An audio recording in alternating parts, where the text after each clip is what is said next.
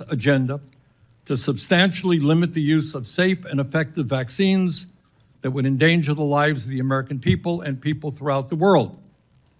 Specifically, she was fired for 2 reasons. Number 1, listen to this. She refused to, quote unquote, pre-approve the recommendations of a vaccine advisory panel newly filled with people who have publicly expressed anti-vaccine rhetoric, end quote.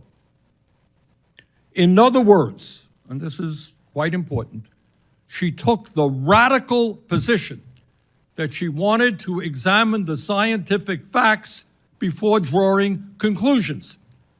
I would hope that that is the very least we could expect from any public health official in the United States.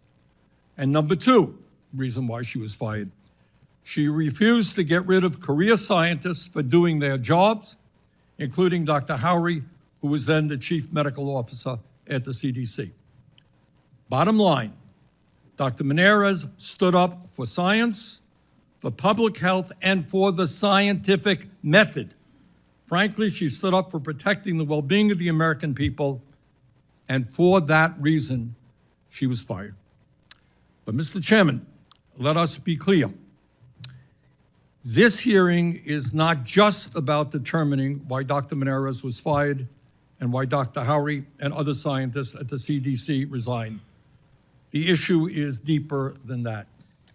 It is about Secretary Kennedy's dangerous war on science, public health, and the truth itself. Unacceptably, we now have an HHS secretary who does not believe in established science, and who listens to conspiracy theorists and ideologues rather than doctors and medical professionals. It is absurd to have to say this in the year 2025, but vaccines are safe and effective. That, of course, is not just my view. Far more importantly, it is the overwhelming consensus of the medical and scientific communities. It's not what we believe. It's what the scientific and medical communities believe. The American Academy of Pediatrics, the country's largest professional association of pediatricians, representing over 67,000 doctors. Those are the doctors we take our kids to. What do they say? They say that one of the greatest public health achievements is the vaccine, which prevents tens of thousands of deaths and millions of cases of disease. That's our pediatricians. The American Medical Association, representing over 270,000 doctors, they say that vaccines are the best tool to protect the public health against illnesses and their potentially serious complications. World Health Organization, virtually every medical organization, every scientific organization, the people who we trust tell us that vaccines are safe and effective. Mr. Chairman, you will well recall, as other members of the panel, that several years ago when I sat where you sat, you recall that we had the heads of the major agencies talking about pandemic preparedness. How well will we be prepared for a future pandemic? We had, I believe, 5 agency heads. And we all asked them, you tell me, will there be another pandemic in the future? And they all said, well, no one knows what it will be, no one knows when it will come, but the likelihood is there will be another pandemic. And the next question that some of us asked is, tell us, are we prepared for that, God forbid, terrible event? Without exception, Mr. Chairman, you recall, they all said, no, we're not prepared, we're not prepared. So it is not just, what's going on now is not only endangering the health and well-being of our children. Are we prepared for the next pandemic, which could claim millions of lives? Are we doing the scientific research to develop the vaccines, the other tools that we need? And that is what frightens me. So Dr. Monarez, Dr. Howery, thank you very much for being with us. We look forward to hearing your testimony. Thank you. To begin, I wish to enter 2 statements into the record. The first is September the 2nd op-ed by Secretary Kennedy outlined his vision to modernize the CDC. The second is an article from STAT comparing Secretary Kennedy's op-ed to a memo Dr. Monarez drafted describing her priorities to modernize the agency, the article found the recommendations outlined in both the op-ed and memo were substantially similar. I'm sorry, I need to introduce the witness. My staff gave me that kind of 101. We're joined today by Dr. Susan Monarez, the former director of the Centers for Disease Control and Prevention, CDC. Dr. Monarez was the first Senate-confirmed CDC director. She was previously the deputy director of the Advanced Research Projects Agency for Health, ARPA-H, where she helped oversee a $2 billion portfolio to advance healthcare breakthroughs. Dr. Monarez earned her PhD in microbiology and immunology from the University of Wisconsin-Madison and completed her postdoctoral fellowship in microbiology and immunology at Stanford University School of Medicine.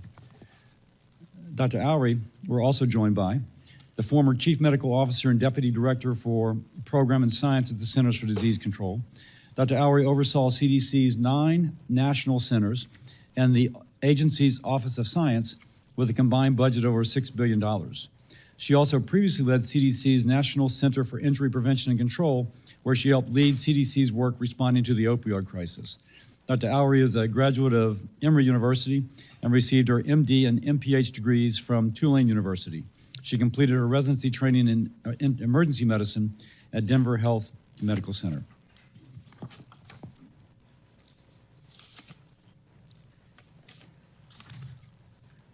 I shall now begin. Oh, the opening statements, 101 again. Please, Dr. Monarez.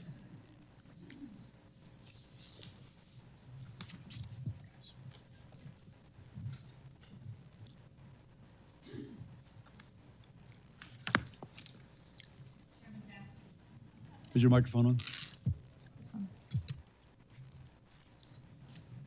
I believe it's on. Can you hear me? Yeah. Close to the mic. Thank you. Okay. Chairman Cassidy, Ranking Member Sanders, and distinguished members of this committee. Thank you for the opportunity to testify before you again. My name is Susan Monarez, and I am a microbiologist and immunologist. Exactly 12 weeks ago, in this same room, I testified that if confirmed, I would lead the CDC to restore public trust, modernize public health infrastructure, and strengthen the agency's core mission of protecting Americans from infectious diseases and emerging threats. I was honored to be nominated by President Trump and confirmed with the Senate support. Secretary Kennedy himself swore me in on July 31st, calling me a public health expert with unimpeachable scientific credentials. My tenure as CDC director lasted 29 days. Since my removal, several explanations have been offered: that I told the secretary I would resign, that I was not aligned with the administration priorities, or that I was untrustworthy. None of those reflect what actually happened. I will share the details, but I want to be clear. Today should not be about me. Today should be about the future of trust in public health.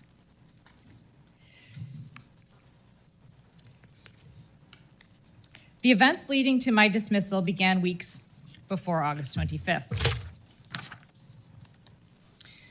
On August 2nd, I learned from media reports that experts serving as liaison representatives to the Advisory Committee on Immunization Practices, the ACIP, including those from major medical societies, had been removed from its working groups.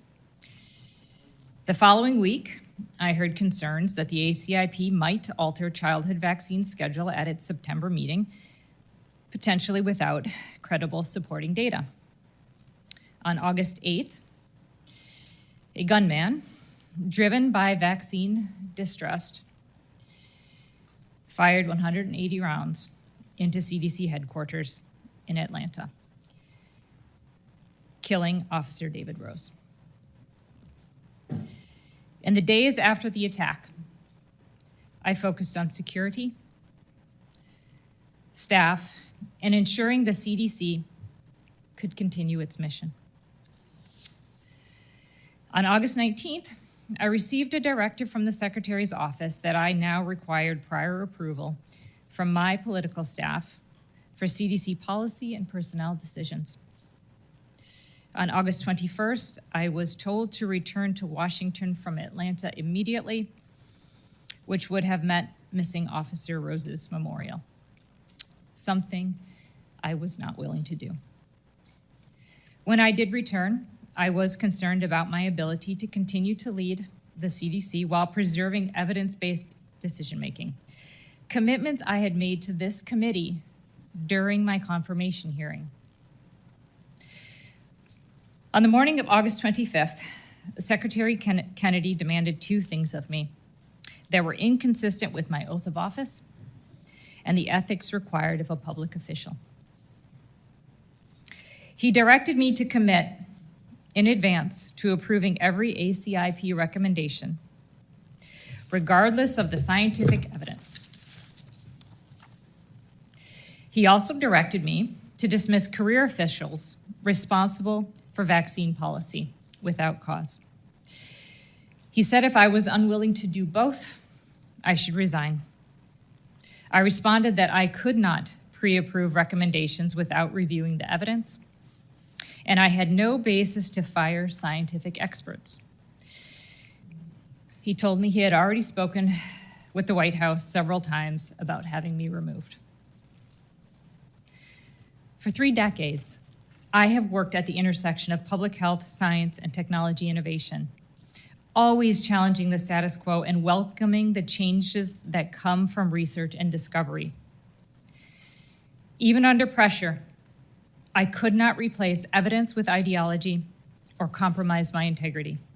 Dr. Monarez, you're almost out of time. I'll be generous, but if you could speed up just a little.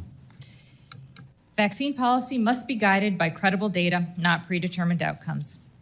As I wrote in my September 4th Wall Street Journal op-ed, I agree with President Trump. We should not hesitate to ask for proof about our vaccines. And I also agree with his most recent comments that vaccines are not controversial because they work.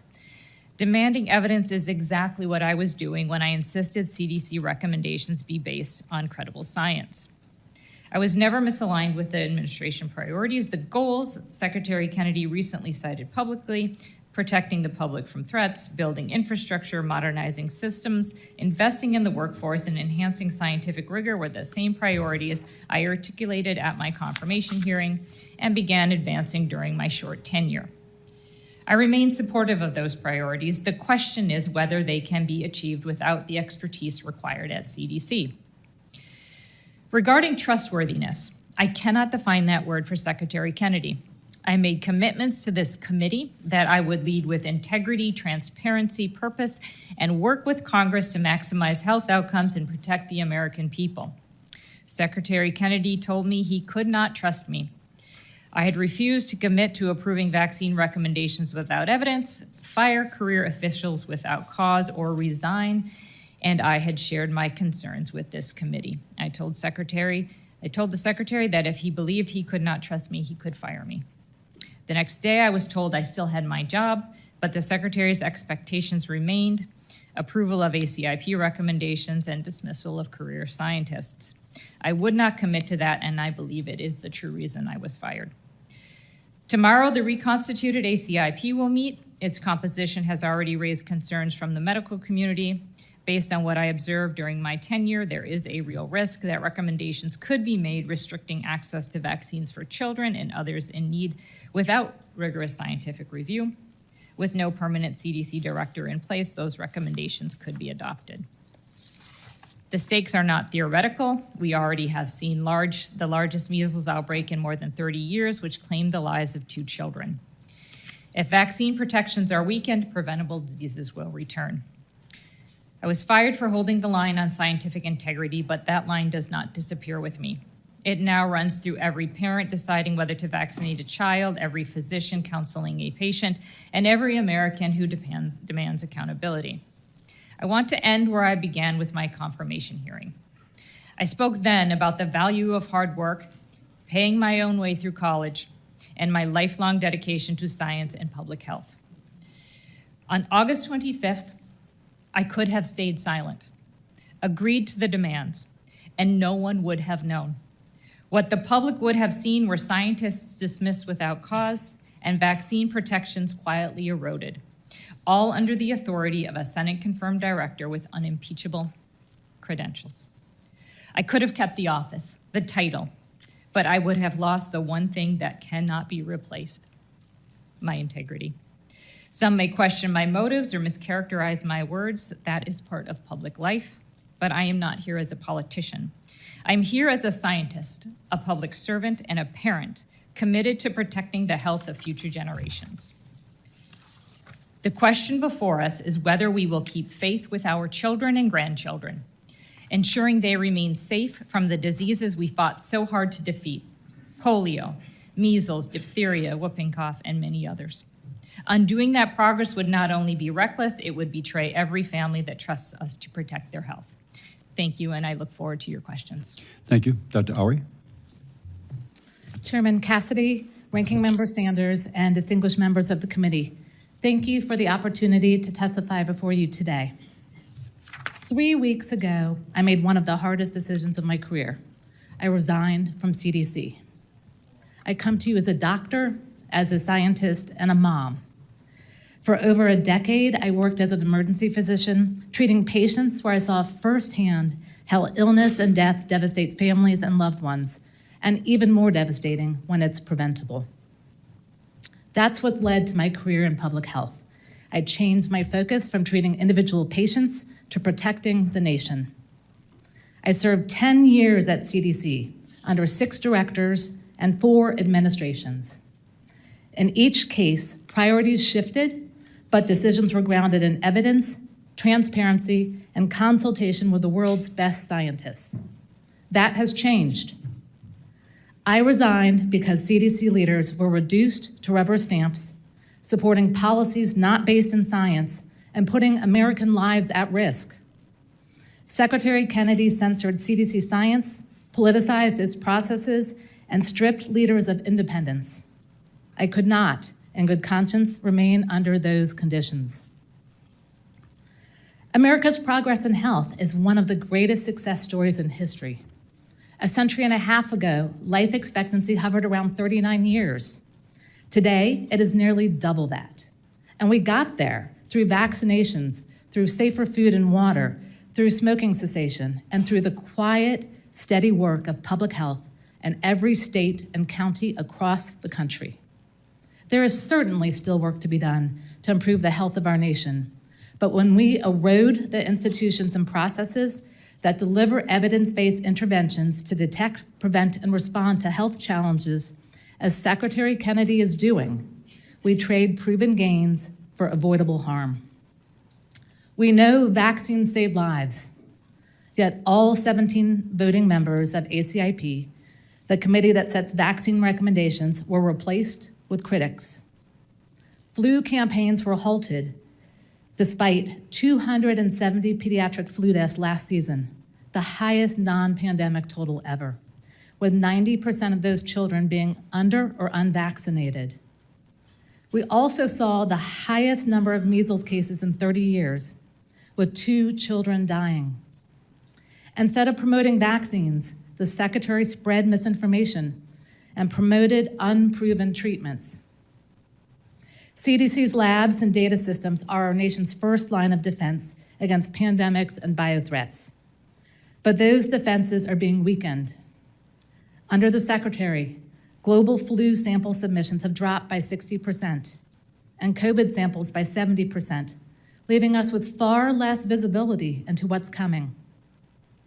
At the same time, moving experts on birth defects and chronic disease out of CDC will fragment our response capacity.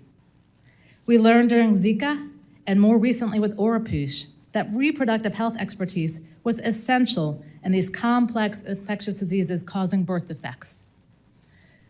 Due to the Secretary's actions, our nation is on track to see drastic increases in preventable diseases and declines in health. Trust and transparency have been broken.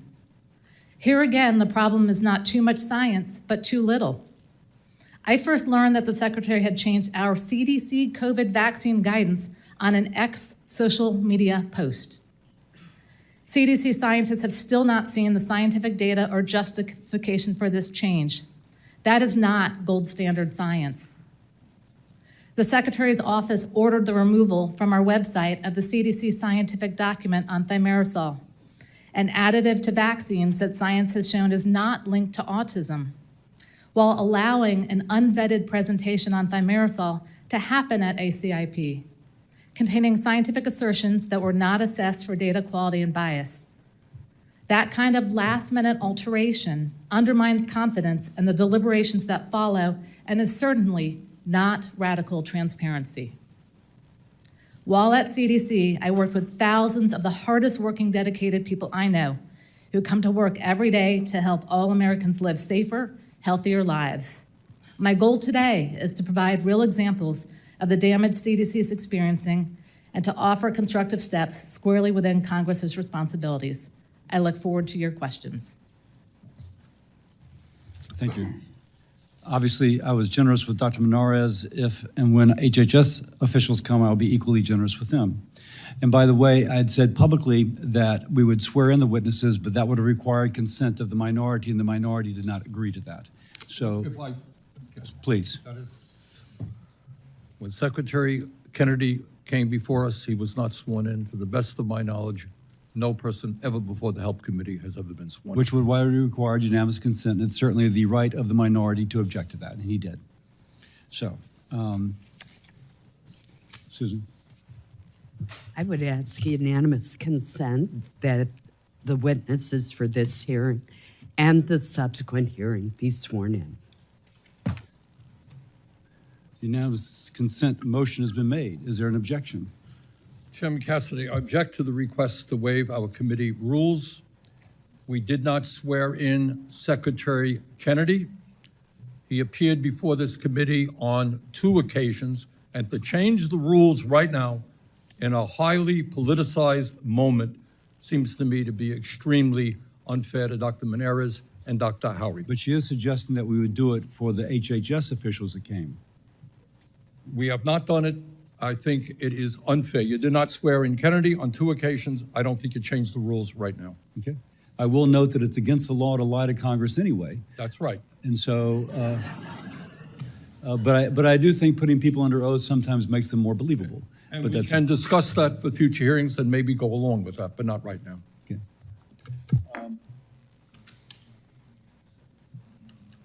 Dr. Monarez, I just entered into the record the op-ed from the Secretary and your report, and both of those suggest that you and Secretary Kennedy were actually pretty aligned upon CDC priorities. How many times did you meet with the Secretary in your 29 days? Be brief, I've got 5 minutes.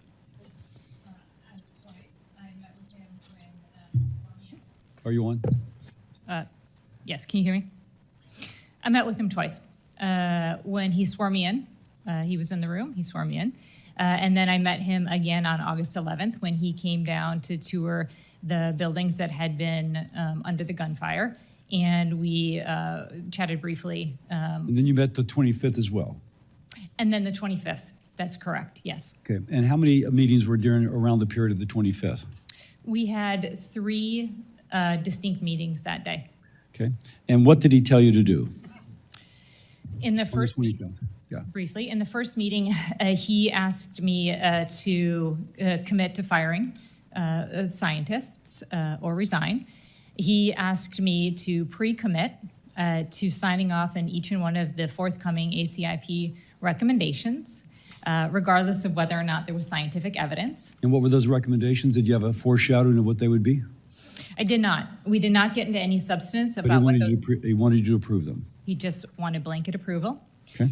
And if I could not commit to approval of each and every one of the recommendations that would be forthcoming, I needed to resign. I did not resign, and that is when he told me he had already spoken to the White House about having me removed. Did he ever communicate he was going to change the childhood vaccination schedule? Not until that very day. In that morning meeting, he said that the childhood vaccine schedule would be changing starting in September, and I needed to be on board with it. Did he ever suggest that that he was speaking for the president? In that morning meeting, he did say that he had spoken to the president. He spoke to the president every day about changing the childhood vaccine schedule. Okay. Did Secretary Kennedy ask you to speak to anybody outside of HHS?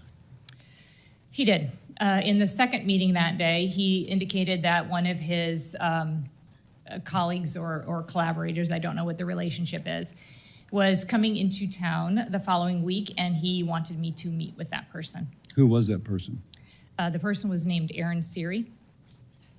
Aaron Siri, is he the trial attorney who wanted to get rid of the polio vaccine allegedly, and President Trump slapped him down and said he couldn't do that? Is that the same Aaron Siri? I don't know the second part of that, but I do know that there were public reports that he is the individual who had suggested getting rid of the polio vaccine. Okay. Now, Secretary Kennedy told the Finance Committee that he did not ask you to pre-approve, but that you were biased against the new CIP, and he just asked you to keep an open mind. Did he cite any data or science as relates to the potential ACIP recommendations to persuade you to support them?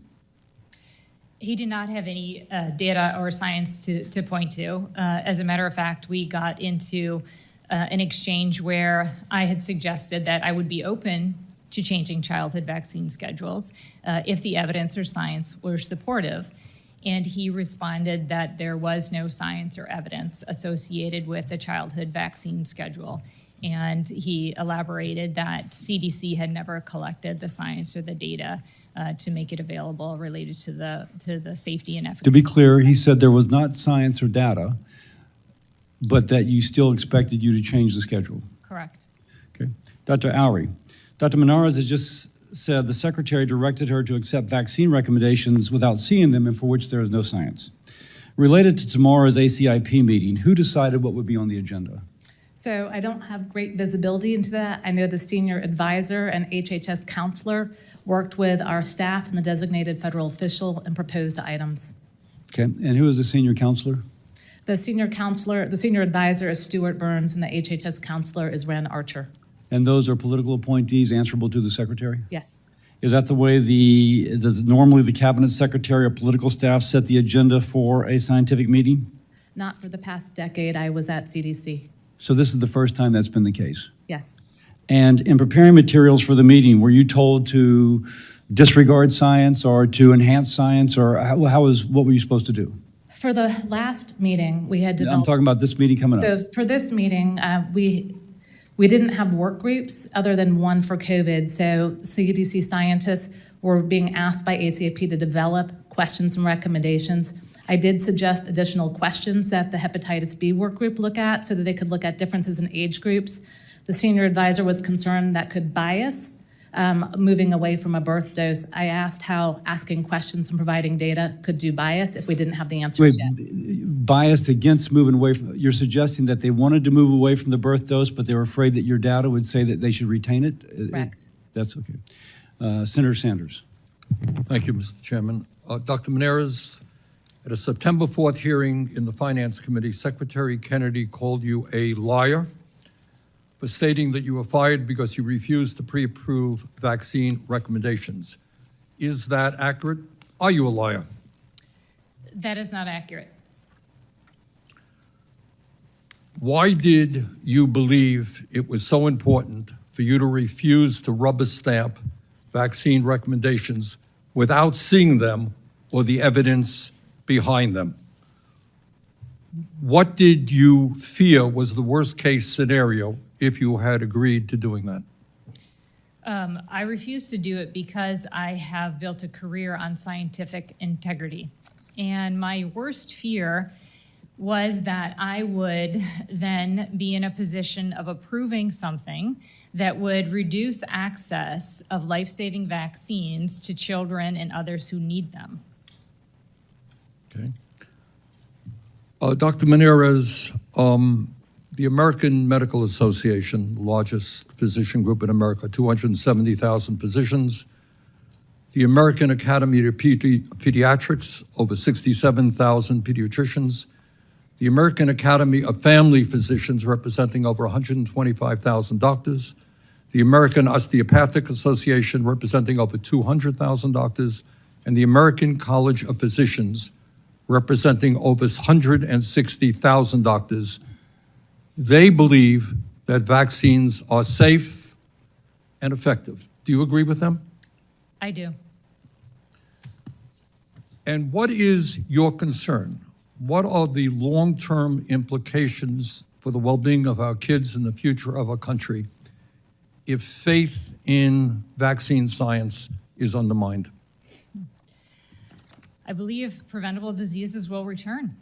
And I believe that we will have our children harmed for things that we know they do not need to be harmed by. Polio, measles, diphtheria, whooping cough. I worry about the ramifications for those children in illness and in death. I worry about our school systems. I worry about our medical institutions having to take care of sick kids that could have been prevented by effective and safe vaccines. I worry about the future of trust in public health. Would you agree with me in suggesting that the overwhelming body of scientific and medical thought believes that vaccines have been a major public health advance for the people of this world? I absolutely agree with that. Okay. Dr. Howery, during your testimony, you talked about fears for the future. Several years ago, as everybody in this country knows, we went through a terrible pandemic, worldwide pandemic. We lost over 1 million people. What are if trust in vaccines is diminished, if moms do not take their kids in to get vaccines, older people don't get vaccines, what will that mean in terms of our ability to save lives if, God forbid, another pandemic takes place? So we're already beginning to see that as we're seeing childhood vaccination rates decrease. For example, measles is down to about 92.8%. That leaves over 200,000 kids now at risk for measles. So we are at risk for measles outbreaks. And for the next type of pandemic, a novel pathogen, with some of the staff cuts we have faced, we have less ready responders, we have less visibility into global pathogens at this time as well. What would have happened to our country, and in fact the world, if, and I don't agree with President Trump very often, God knows, but if we had not developed warp speed and developed that COVID vaccine, did that, in your view, save millions of lives? Operation Warp Speed absolutely saved millions of lives and was such a godsend for our country. And if we don't have the capability to do that in the future, the implications will be? We won't be able to have vaccines to save lives and protect people. We won't have that technology development. We won't have that platform, and we won't have people willing to accept vaccines. And that will impact not only our country, but people throughout the entire world. Absolutely. Okay. Thank you, Mr. Chairman. Senator Paul. Dr. Monarez, I agree with you completely that we need to restore trust in public health. But in order to do so, we have to have a discussion about the actual science, and we can't have a discussion this, is about all vaccines are good, all vaccines are bad. This is about specific vaccines, it's about specific age groups, and it's about specific policies. Does the COVID vaccine prevent transmission? The COVID vaccine can reduce viral load in individuals who are Does it prevent transmission? When you have reduced viral load, you will have reduced transmission. But in other words, it doesn't prevent transmission. You can still transmit the virus if you've had the vaccine. In fact, there's been reduced ability to interfere with transmission over time. And what we've found is the most recent one since Omicron is down around 16% reduction, if there is a reduction. Does the COVID vaccine reduce hospitalization for children under 18? It can. It doesn't. The statistics are inconclusive, and the reason you can't prove that it does is there's so few people under 18 that go to the hospital. The numbers are extraordinarily small. There's like 76 million kids under 18 in our country. 183 died, and a few thousand went to the hospital in 2020 and 2021. And since then, the numbers have dropped precipitously, and the idea and the issue needs to be discussed. but the COVID vaccine is not reducing hospitalization. It's not statistically significant. Does the COVID vaccine reduce the rate of death for children under 18? It can.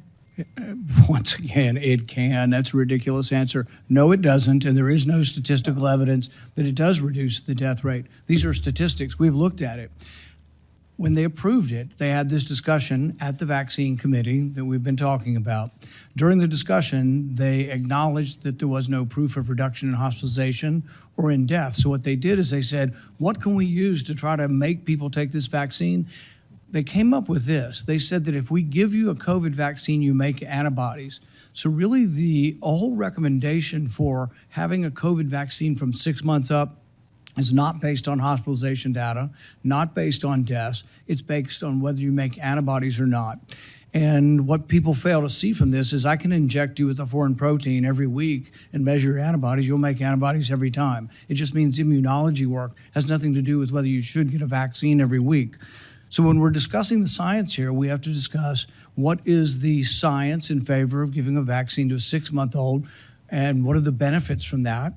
And there is no benefit of hospitalization or death. And then what would the risks of the vaccine be? We have large population studies of the risks of the vaccine in younger people.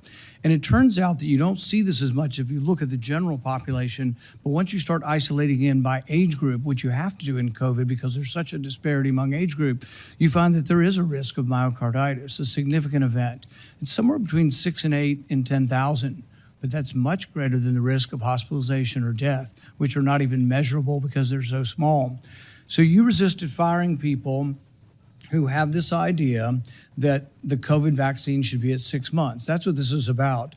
You didn't resist firing the beautiful scientists that are career people and unobjective and unbiased. You wouldn't fire the people who are saying that we have to vaccinate our kids at 6 months of age. That's who you refuse to fire. So that assertion is not commensurate with the experience that I had with the individuals who are identified to be fired. Did any of the people you refused to fire, did any of the people you Allowed to answer the question? Did any of the people you refused to fire believe that we should change the vaccine schedule and no longer force 6-month-old kids to take it? Every one of them was adamant we should keep it at 6 months. Everybody's alarmed, we're going to change the childhood routine. Well, we should. There is no medical reason. What is the medical reason to give a hepatitis B vaccine to a newborn whose mom has no hepatitis? So none of the discussion points that you just brought up were ever... That's changing the childhood schedule. Will you allow her to answer the question? Regular order, You have regular your order. time. You have your Regular time, order. Bernie. I got mine. Look, this is the debate over changing the childhood schedule. The hepatitis B vaccine on the schedule is given to newborns. What is the medical, scientific reason and proof for giving a newborn a hepatitis B vaccine if the mom is Hep B negative? I want to go back to the assertion associated... What is the medical reason for giving a hepatitis B vaccine to a newborn? See, everybody's like blithely going along, we can't change the childhood. You're somehow terrible if you want to change the childhood. We should be discussing what is the childhood vaccine schedule, and the burden should be on you. You want to make all the kids take this? The burden is upon you and the people you wouldn't fire to prove to us that we need to give our 6-month-old a COVID vaccine and that we need to give our 1-day-old a hepatitis B vaccine. That's what the debate ought to be about, not whether all vaccines are good or whether we live in Alice in Wonderland. I actually agree with you, and I was open to the science. I just would not pre-commit to approving all the ACIP recommendations without the science. Untrue.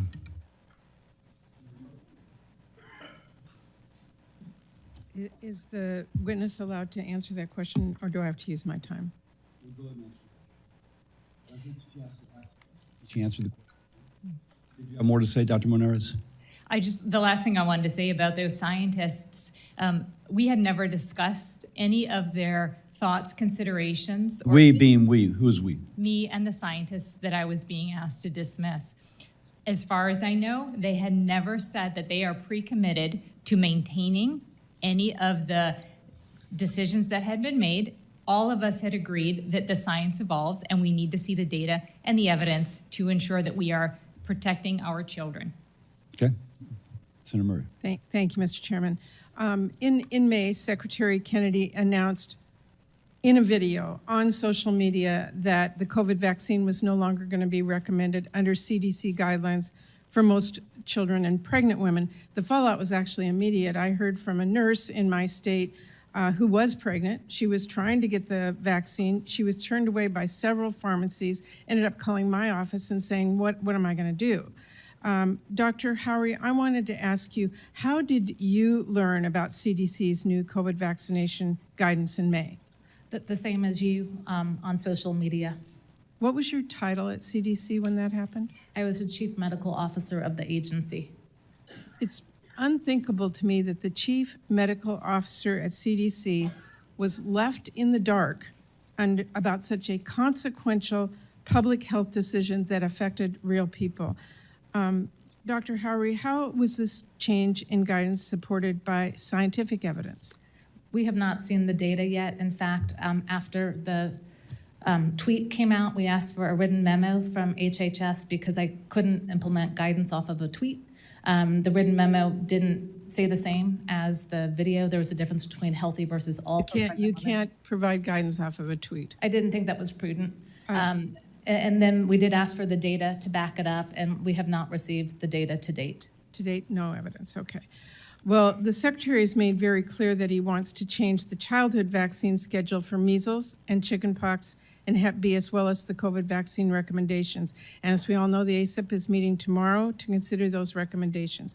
Dr. Monarez and Dr. Howery, I want to ask you both, are you aware of any scientific evidence to support changing the age of which children should get these vaccines that's being considered by this advisory committee? Dr. Monarez.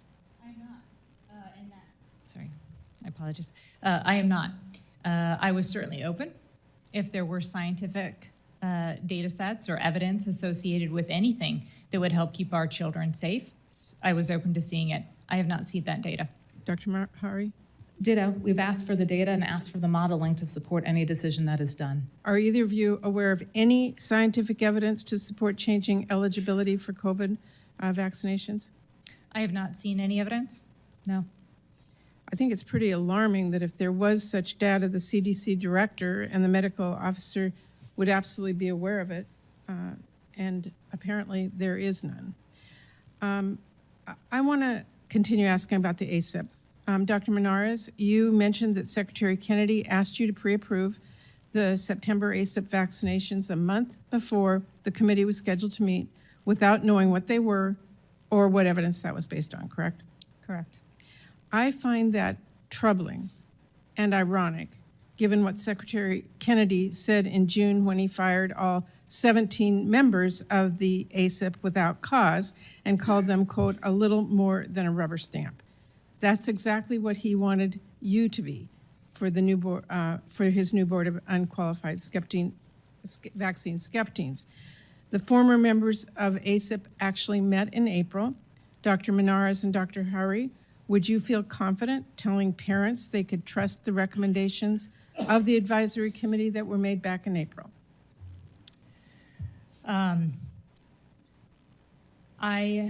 Before they were fired. Yeah, I would say that the individuals that were participating in April had the commensurate skill sets and background to be able to evaluate the decisions before them. The processes were regular in terms of using the evidence to recommend. There was working groups that substantiated the information. There was robust deliberation during the ACIP meeting. I would say that it comported to the standards where the Americans could trust them. Dr. Harris? Agree. The data was presented and the committee was filled with experts with experience. The newly chosen ACIP members met in June, and they're going to meet again tomorrow. Will you, either of you, feel confident telling parents they can now trust the ACIP recommendations that come out of this week's meeting? I'm very nervous about it. I don't know. They haven't met yet. I know that the medical community has raised concerns about whether or not, again, they have the commensurate backgrounds to be able to understand the data and the evidence and to evaluate it appropriately. I haven't prejudged. I don't know what will happen, but I certainly will be watching. Dr. Howery? I have significant concerns as the public hasn't been able to weigh in. The general vote should have been posted 2 weeks ago so the public knew what was being discussed other than high-level things. There haven't been work groups other than for COVID, and there haven't been, as of yesterday, the data hadn't been posted yet. So it's unclear to me what decisions are being made. Thank you. Thank you very much, Mr. Chairman. Senator Collins. Thank you, Mr. Chairman. Dr. Monarez, the recent turmoil at the CDC only serves to further undermine public confidence in its recommendations. You've had a very unusual tenure there, to say the least. You started out as acting director and had a good relationship with Secretary Kennedy, such that he recommended your appointment to the president. Then you were confirmed by a unanimous Republican vote, but opposed by every Democrat and every independent in the Senate. Then, less than a month on the job, you were abruptly fired. So I want to discuss with you further the grounds for your firing, even though I recognize the president has that authority. But as many of us have said, we just changed the law to make the CDC director appointed or confirmed by the Senate. And thus we have a duty here. First of all, Secretary Kennedy replaced every single member of the advisory committee. Did he consult with you about any of the replacements? No. When you met with him on August 25th, you have testified that he asked you to approve the recommendations of the new members of the committee, regardless of what they were. Is that correct? That is correct. So Secretary Kennedy, in testimony before the Finance Committee, has denied asking you to do that. Is there any doubt? Could you describe the discussion that you had on that issue? Yeah, I'm happy to. The secretary in that morning meeting was very upset, very animated, and he said, with regard to that particular topic, I have heard that you may not sign off on the forthcoming ACIP recommendations. And I said, I cannot sign off on something before I see the data and the evidence. And he said, and elaborated on this for some period of time, that there is no data and evidence, there is no science, that CDC has never collected the data, the evidence, and the science associated with the safety and efficacy of the vaccines, and that I needed to commit to signing off on each and every one of those recommendations. And if I could not commit to that, I needed to resign. What are the implications for public health if important scientific decisions at the CDC are made by the political staff rather than the career scientists? It concerns me. It really concerns me. As you are aware, and Dr. Oury can elaborate on, these are very important, highly technical discussions that have life-saving implications for our children and others who need vaccines.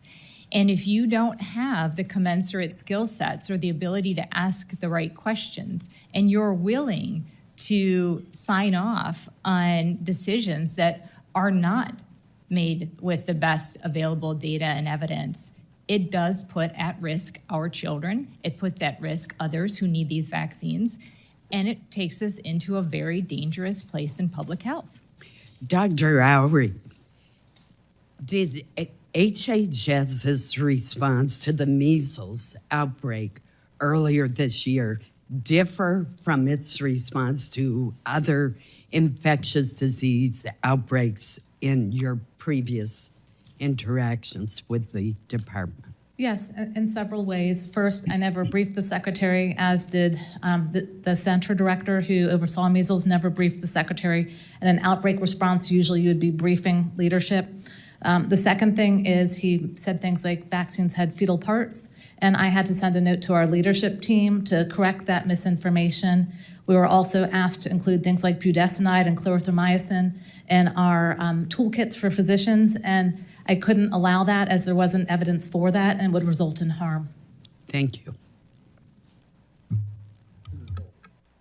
Thank you, Mr. Chairman.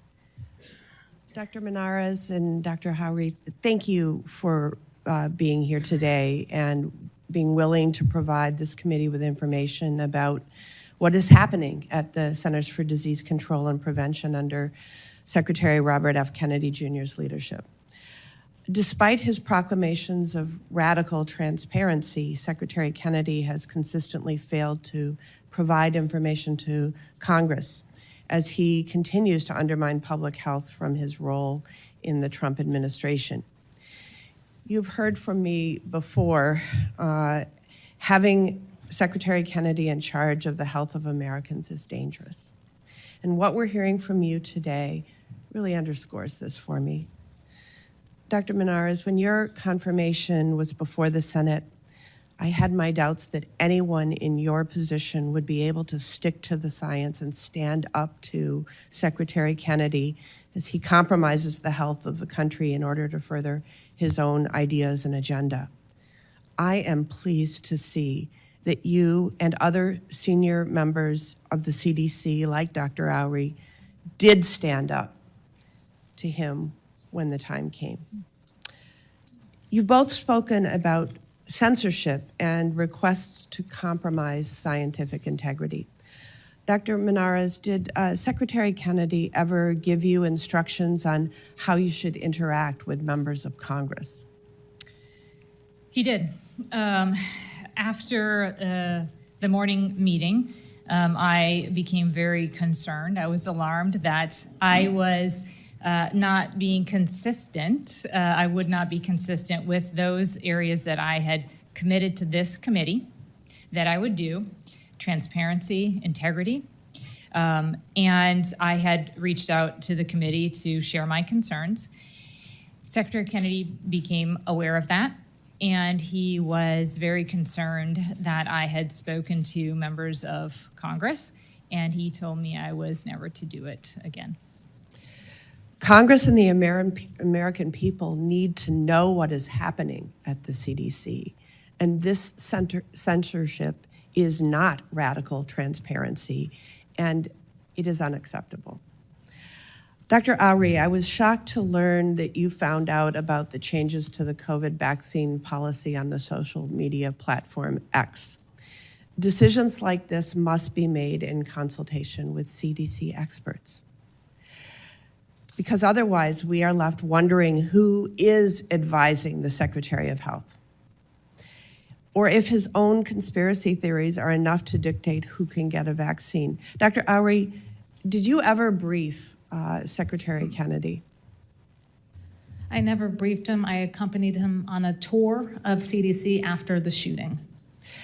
Did your center directors ever directly brief Secretary Kennedy? They did not. You were the chief medical officer at the CDC. Would you say that it's harmful to the public if the secretary is not informed by experts like yourself? Very much so. How would you characterize Secretary Kennedy's approach to working with scientific experts at the CDC? You know, we would have loved to have had the conversations with him. I offered to 2 different HHS leaders that we would like to brief the secretary. He never received that, and many times I would send emails to our leadership team to share with HHS when he did say things that weren't scientifically correct so that we could help support him. But again, our requests were not received to brief him. So tomorrow, ACIP is set to discuss childhood vaccines. And based on what we've seen happening under Secretary Kennedy's leadership, we have to expect it will produce weaker recommendations for these vaccines. And at the same time, there is no Senate-confirmed CDC director in place. Secretary Kennedy has installed someone he is convinced will rubber stamp whatever decisions his anti-vaccine advisory members make as the acting director. In Wisconsin, there are currently 36 cases of measles, all in unvaccinated individuals, 22 of whom are children. I am thankful that we have not seen any deaths yet, as we have in Texas. Dr. Oury, you have seen firsthand in the ER what vaccine-preventable disease can do.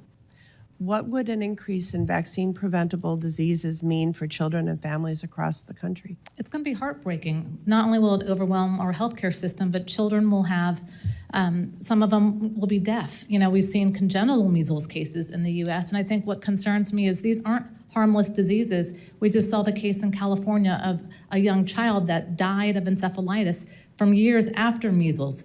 These diseases have long-term consequences, and we don't need, in the U.S., we have gone so far in reversing this. We don't want our children to die. We'll go next to Dr. Marshall, and then for the sake of the committee, after that, we'll take a 15-minute break to go vote, and then we will come back and continue. Dr. Marshall. Dr. Monarez, despite the president's executive order, did you encourage people to work remotely ever? I did not encourage people to work remotely. Okay. There were allegations that you took some of the political appointees and you basically took them out of your orbit, out of your office area. Did you reassign office location, desk location for the political appointees? So I do want to go back to your first question. After the shooting, I allowed staff to work remotely. Okay, you can give us the details of that later. The second question, did you push political appointees out of your main office area, reassign the political appointees seating? I brought some political appointees in. I had. My question is, did you move some out? So there's a limited number of offices in my. Did you, I guess a yes or no, did you move political appointees out of your main orbit? And I brought other political appointees in. Okay, you can give us the details of that later. Do you believe every child over the age of 6 months should have a COVID vaccine at least annually? I believe that is a discussion that a parent needs to have with their pediatrician. And if it is right for that child, based on the risk, then that child should have the opportunity to get the vaccine. If there's reports come out that show that indeed the COVID vaccination led to the death of children, would that influence your advice? Certainly would want to know about that. Okay, the CDC currently recommends between 70 and 80 shots over the child's lifetime. Do you fully support that recommendation that every child needs every vaccine as recommended by the CDC? The data associated with those recommendations has been validated and vetted. That is the current schedule. So you agree that you support every child needs every vaccine that's on the CDC recommendations, all 70 to 80 jabs? The childhood vaccine schedule has been vetted and validated through science and evidence. The almost 20 different diseases that are mitigated through those vaccines are very important. I think that every parent should have the opportunity to talk to their pediatrician and make sure that they understand the benefits and the risks of those vaccines and what is in the best interest of their children. Do you believe any or all of those should be mandated? CDC does not mandate vaccines. What CDC does is provide the evidence associated with the recommendations so that a parent and a physician can make the best determination for them. When you were considering this job as CDC director, was there ever any doubt in your mind that you could fulfill the mission to work with Secretary Kennedy? There wasn't. I have worked for political appointees and politicians for almost 20 years.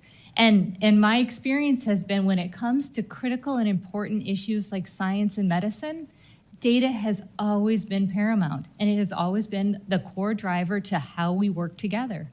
Would you agree with me, though, at this point in time, that you're not the right person for this job, that your belief system, thinking that every child needs every vaccine, which is what your CDC does, every child needs every vaccine, all 70 to 80 of them, is certainly a different mindset than Secretary Kennedy's. And that if the university president, I think a great sports analogy, I hate to do this, but the university president and the athletic director decide you're not the right coach for this team, then it's probably time to say goodbye and we need a new coach. Would you agree that certainly you're going in a different direction philosophically than Secretary Kennedy is? So I will stand behind scientific integrity with every decision I ever make. If I am put in a position of having to say, I will cede the scientific integrity to retain my job, then I am not the right person for the position. I believe that we must have science and evidence to support the best decisions for our children and others who would benefit from vaccines. So I think here's the biggest difference in philosophy that I see, is that I think the CDC is the cause of vaccine hesitancy, that you are the problem, that because of COVID and you're forcing these vaccines on people that weren't ever really proven or justified, that the benefits didn't outweigh the risk, and you all sat there with your hands in your pockets and you let that happen. And then you let this hepatitis vaccine be at 1 day of age, be forced upon everybody. And all of a sudden, the moms and the grandmas never trust you because you're trying to force a vaccine that's not necessary at day one. If you're going into nursing school, medical school, absolutely, you should consider that hepatitis vaccine. But basically what the CDC does is act like a mandate. And you force doctors that don't agree with you to kick patients out of their clinics because they don't want their child to be exposed to a vaccine that was approved after just like 140 patients took it, being followed up for 5 days.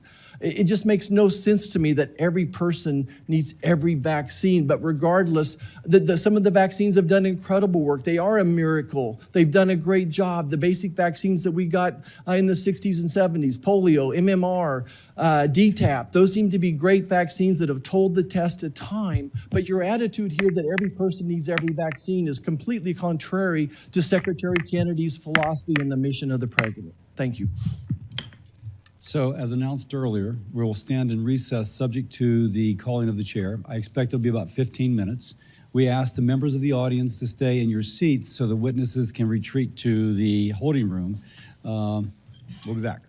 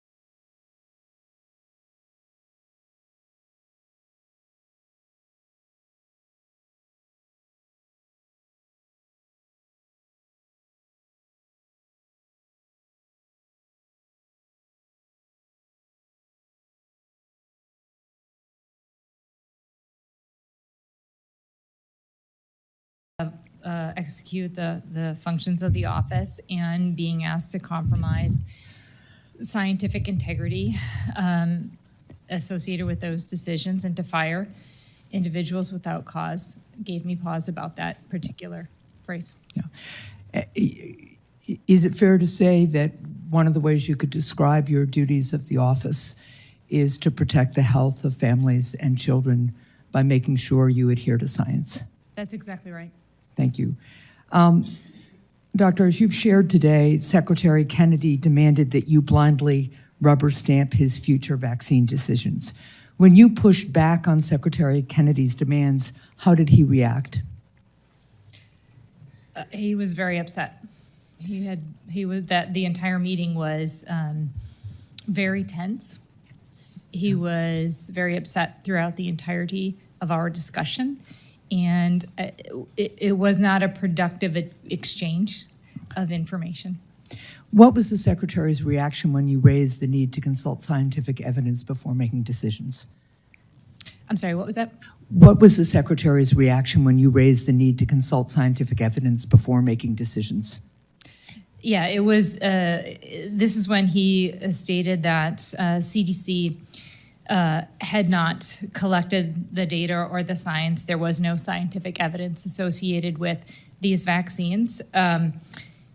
He said that CDC had failed in its duties to be able to appropriately evaluate the safety, the efficacy, never had conducted controlled clinical trials, placebo-controlled clinical trials associated with the vaccines. He made another set of assertions associated with CDC that were particularly pointed and particularly hurtful and disparaging. He called, in that context, CDC the most corrupt federal agency in the world, emphasized that CD employees were horrible people. He had said that, I'm sorry.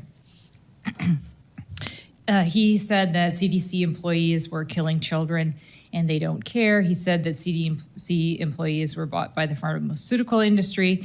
He said CDC forced people to wear masks and social distance like a dictatorship. And the one I think that hurt me the most was a particularly vivid phrase he said during the COVID outbreak. CDC told hospitals to turn away sick COVID patients until they had blue lips before allowing them to get treatment. And it is fair to say, in your view, that those statements are not true. Those statements are not true. Thank you. What was the Secretary's temperament as you pushed back? He was very upset with me. The temperament was similar to the times under duress during the Senate Finance Committee hearing, if that is helpful. He was extremely animated towards me in that room. Was the Secretary's thinking and reasoning clear to you during those meetings? The Secretary was clear in the two things that he was demanding of me, demanding to fire those scientists and demanding of the pre-approval of the vaccine recommendations. Some of the things that he was talking about were clearly not aligned with the scientific evidence that I knew related to safety and efficacy and placebo-controlled trials. And the conversation seemed to change points very quickly. Okay. It was hard sometimes to follow the logic that he was putting forward. And again, he was very, very upset and very animated. Thank you. And Mr. Chair, if I could, I have a yes or no question, and then we will be done. You said that the Secretary spoke at length about the CDC.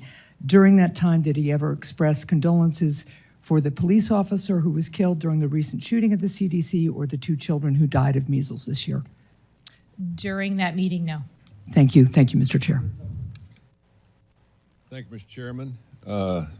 Dr. Monarez, you and I spoke, I guess, a little over a month ago in my office, and we talked about trust, and that was really my number one concern because President Trump was elected by the American people to make change. Mm-hmm. And our healthcare system during COVID, there was a lot of things that were exposed. CDC was one of them. We were looking for somebody that could run the CDC for change and get the trust back of the American people. Do you agree or disagree that the CDC director reports to the HHS secretary? The CDC director does report to the HHS secretary. Yeah. Do you believe that President Trump has the right and the authority to pick his cabinet? He does. Okay. After you were nominated, what kind of conversations did you have with Secretary Kennedy before your confirmation, or was there any? Between the nomination and the confirmation, I don't recall any engagement. What about before your nomination period? We did have some conversations, yes. Yeah. Very positive, I hope. He was excited about my priorities: restoring trust, transforming public health infrastructure, modernizing the agency, preparing for the next pandemic.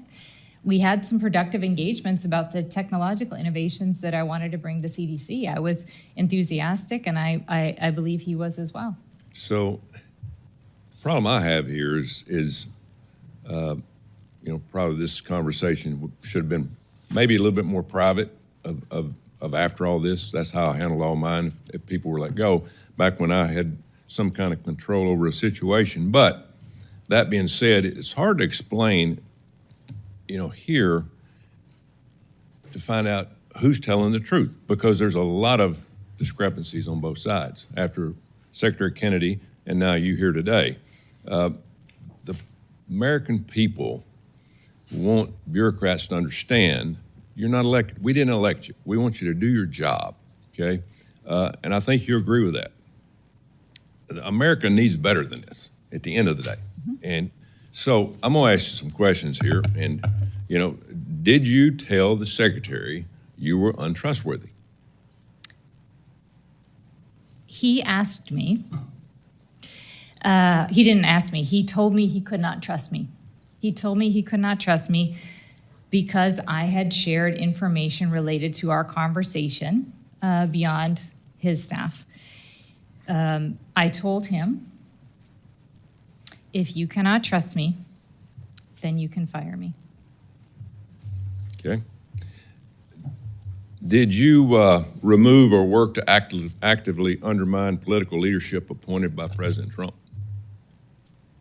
I don't believe so. Anybody in the CDC? Nobody? Did you remove? Once you got into office, was anybody removed? No one was fired? removed. Were they changed positions? There were no political appointees that I changed positions. Okay. Did you refuse to update the CDC website despite being instructed to do so, including things from the CDC website like birthing people, health equity, a policy that came down from the President of the United States? Did you refuse to do that? No, Not whatsoever. I did not refuse to do that. Okay. That's all I got, Mr. Chairman. Thank you. And I ask unanimous consent to enter the following, which has come out while we have been in this meeting, from the Washington Post. In an August 19th email to Monarez, Matthew Buckham, Chief of Staff at the Department of Health and Human Services, wrote, quote, "I want to elevate the absolute need for political review of major policy decisions at CDC." By the way, this email was to Dr. Monarez. He added that Kennedy's office and CDC political leadership should, quote, "have eyes on the decisions for approval changes before they go into effect." And I will enter that into the record without objection. Senator Murphy. Thank you very much, Mr. Chairman. First, I just want to understand how unprecedented this moment is and how unprecedented these changes are that are compromising our families and our kids' safety. Just some simple yes and no questions. I think they're yes and no questions. Dr. Monarez, is there any precedent for a new administration dismissing the entirety of the Vaccine Advisory Board and appointing a totally new board?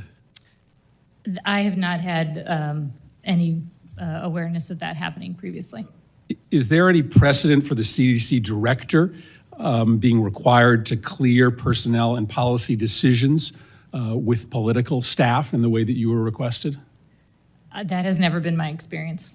And is there any precedent for a CDC director to be asked to pre-approve vaccine recommendations without ever having actually seen the recommendations themselves or the medical and scientific evidence backing them up?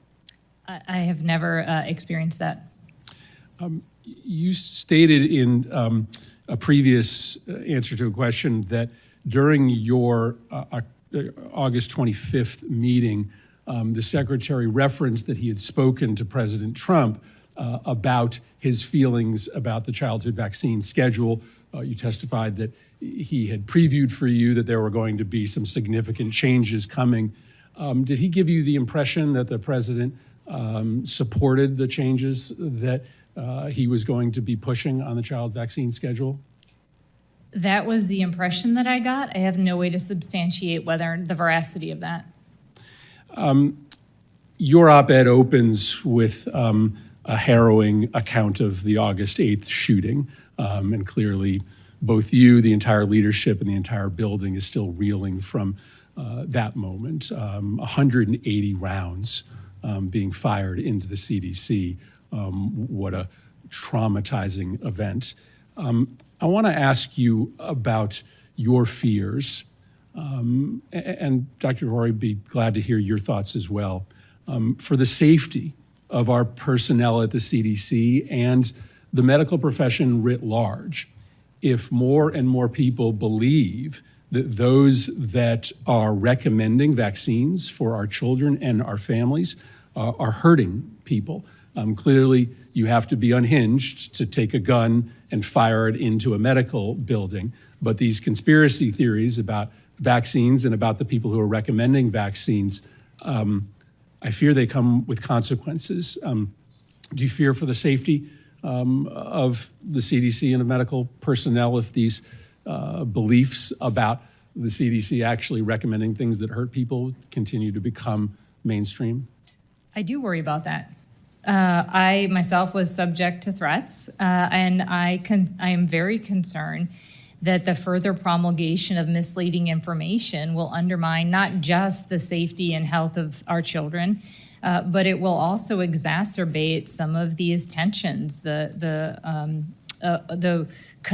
willingness to commit harm if someone is affronted by a belief that the people like us that are trying to help them are actually not trying to help them. And I would just say it was 500 rounds. It was 180 that hit the building. 30 hit the building. Now, each bullet was meant for a person. And each of my staff were very traumatized afterwards. I had staff that were covering their kids in the daycare parking lot. There were people that were out at the ride share as bullets were passing over their head. I have many that won't speak about vaccines now and have removed their names off of papers. They don't wish to present publicly anymore because they feel they were personally targeted because of misinformation. So you know of personnel who now will not put their name behind good science. Correct. That they know would protect the health and safety of families and children because of their fear of violence. Correct, and even at the ACIP meeting, you'll notice we don't have our subject matter experts presenting anymore. It's taken up to a leadership level because we did that to protect our staff and scientists so that they would be disconnected and their names not associated so that they won't be targeted. Thank you both for your candor today and your service to the country. Senator Banks. Dr. Monarez, I understand you have retained attorneys to dispute your firing. Is that correct? I believe they're with you today. Not to dispute the firing, I have been fired. They're here to help me prepare for this, to make sure that I was in a position to be able to communicate effectively what transpired. So their purpose is to support you just for today, or is there another purpose that those attorneys They have been have supporting for you? They have been supporting me since knowing that there was so much complexity associated with what happened. I'm curious did Mark Zaid connect with you, or did you reach out to him? I believe How did you connect with him? I was given his contact information. He didn't contact you? I don't actually recall his. You just said a moment ago that you were given his contact information. Who gave you his contact information? I received it from a number of different individuals. I think with my termination being as abrupt as it was, people were concerned about the support structures that I would need to be able to make sure that I understood. I just want to make this clear. He didn't reach out to you. You were given his number and you reached out to him. Is that correct? That's what you just said. Is that? I believe that is correct, although I don't have perfect. I'm going to ask one more time. He didn't reach out to you. I don't believe he reached out to me. Of the thousands of lawyers that you could hire to help you through this process, why Mark Zaid? You know, look, the moments, the hours after I had been terminated, I was concerned in a number of different facets associated with my termination. One of the things that I wanted to make sure I did was have clarity of understanding of what had transpired and what would I. You don't seem naive at all. You have to know that Mark Zaid is a leading opponent of President Trump, notorious for his online activity that is very anti-Trump. He was heavily involved in President Trump's first impeachment. Why did you hire a guy like that, of all the thousands of attorneys? And furthermore, he advised his clients to leave the country after President Trump won the 2024 election. Why would you hire a guy like that? So I actually was not aware of any of those details associated with Mark. Right, he's right behind you. You brought him with you today.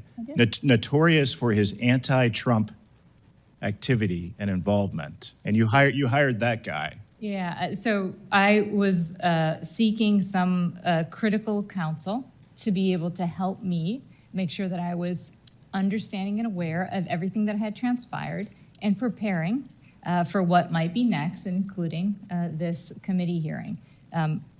Mark Zaid and I have never spoken about politics.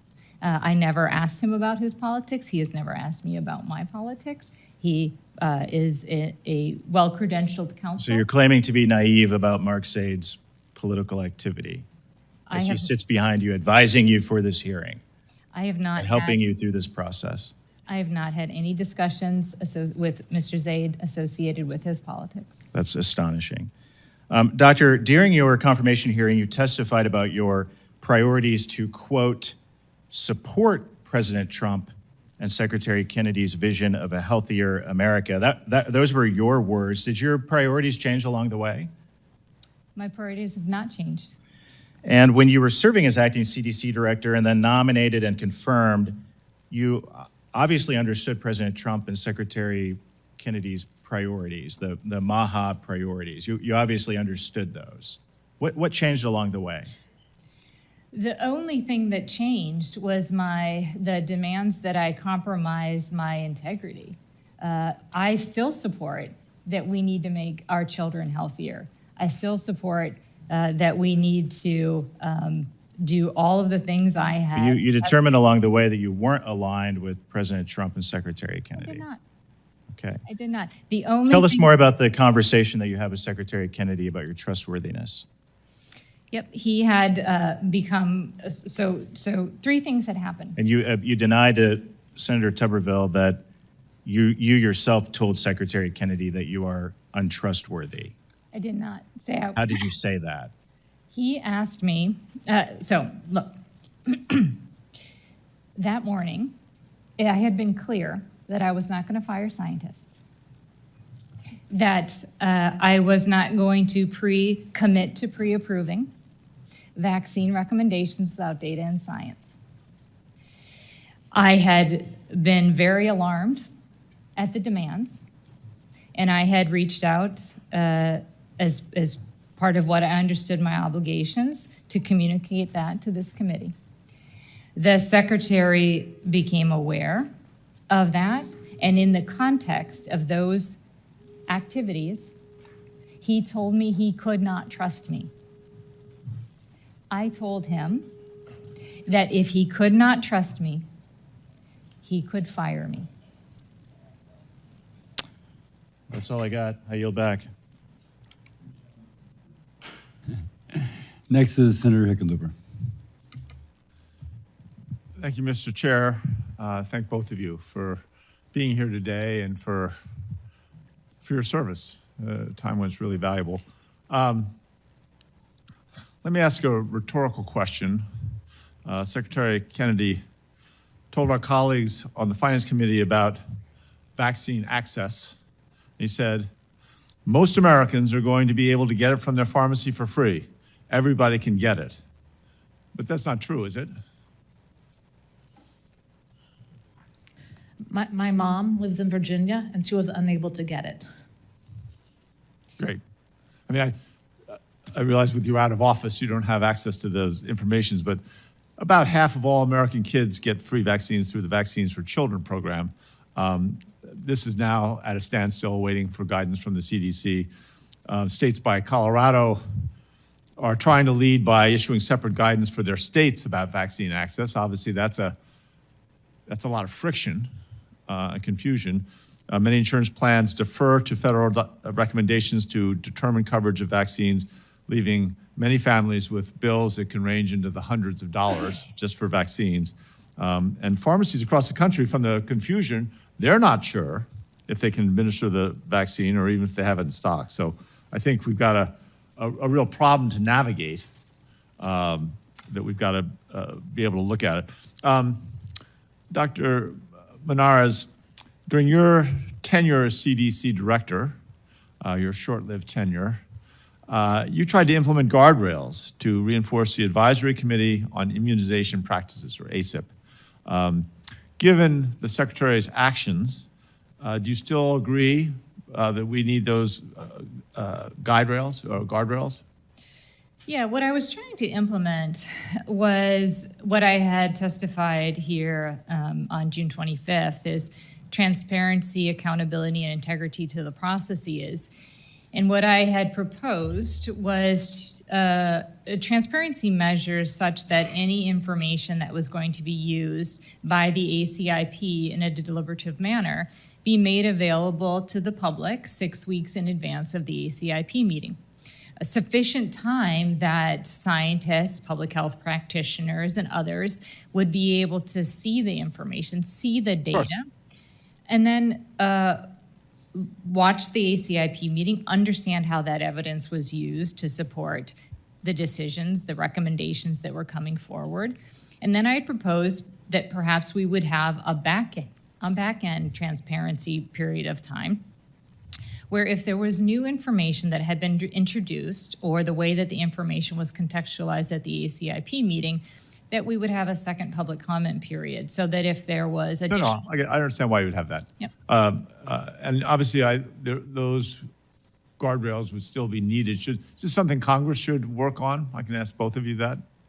I would highly encourage all of us, whether it's congressional action or others, to make sure that we do have the appropriate transparency and accountability measures. The ACIP deliberations are critically important and they impact real lives. And so the more that we can do to ensure that we are achieving radical transparency, accountability, and evidence-based decision-making, I would highly encourage it. Right. And FACA does have provisions, the Federal Advisory Committee Act, and so I do think this is the perfect opportunity for Congress to ensure that CDC is following those processes. Those processes are there for a reason, to ensure that there's transparency, gold standard science, and that the public has the opportunity to engage. Right, transparency becomes one of the keys. We're talking about trust here. Yes. And without transparency, you're never going to have trust in the modern world. In terms of pandemic preparedness, and Dr. Howery, I'll talk to you, and I love seeing where you did your training in Denver, Colorado, at Denver Health, which is my medical provider, just so we're completely clear. I thought you meant Tulane, but that's okay.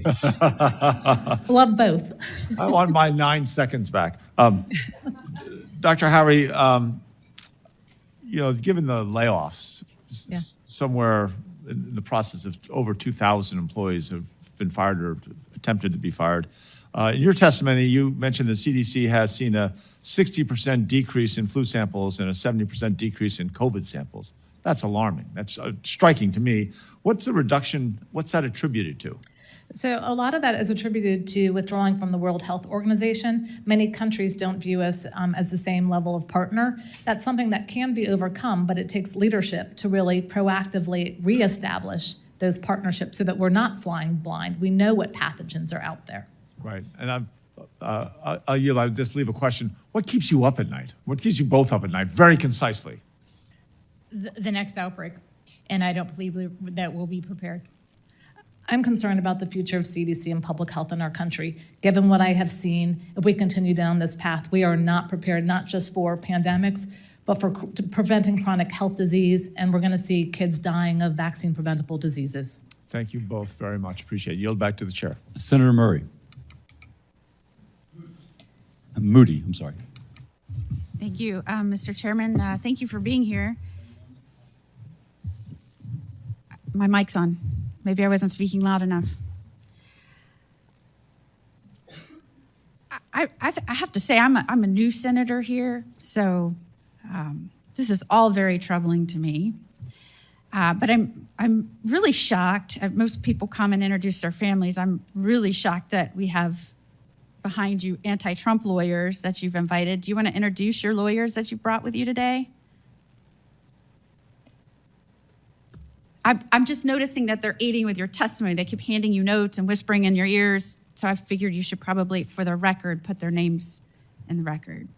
My lawyers have been publicly associated with me already.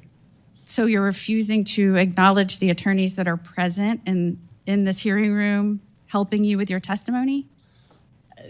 The attorneys that I have been. I mean, I've been in the legal world for a long time, and attorneys generally aren't shy about stating appearances and saying when they're here helping clients. So is there some reason you don't want to introduce the senators to the lawyers that are here and put their names on the record? Yeah, I think. I mean, they're passing you notes. So I think it's fair for the record to know who's passing you notes while you testify. And I really didn't mean that and trying to be adversarial here. I just think for the record, it's probably good to know who's passing notes and whispering in your ear.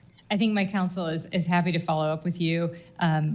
I was hoping that we would stay focused on the critical issues related to. We're at a hearing because you called the chairman and talked about these issues, and the chairman has called a hearing, and now you're here testifying, and you have attorneys giving you notes and whispering in your ear, presumably about your testimony. So for the record, who is here with you, helping you with your testimony?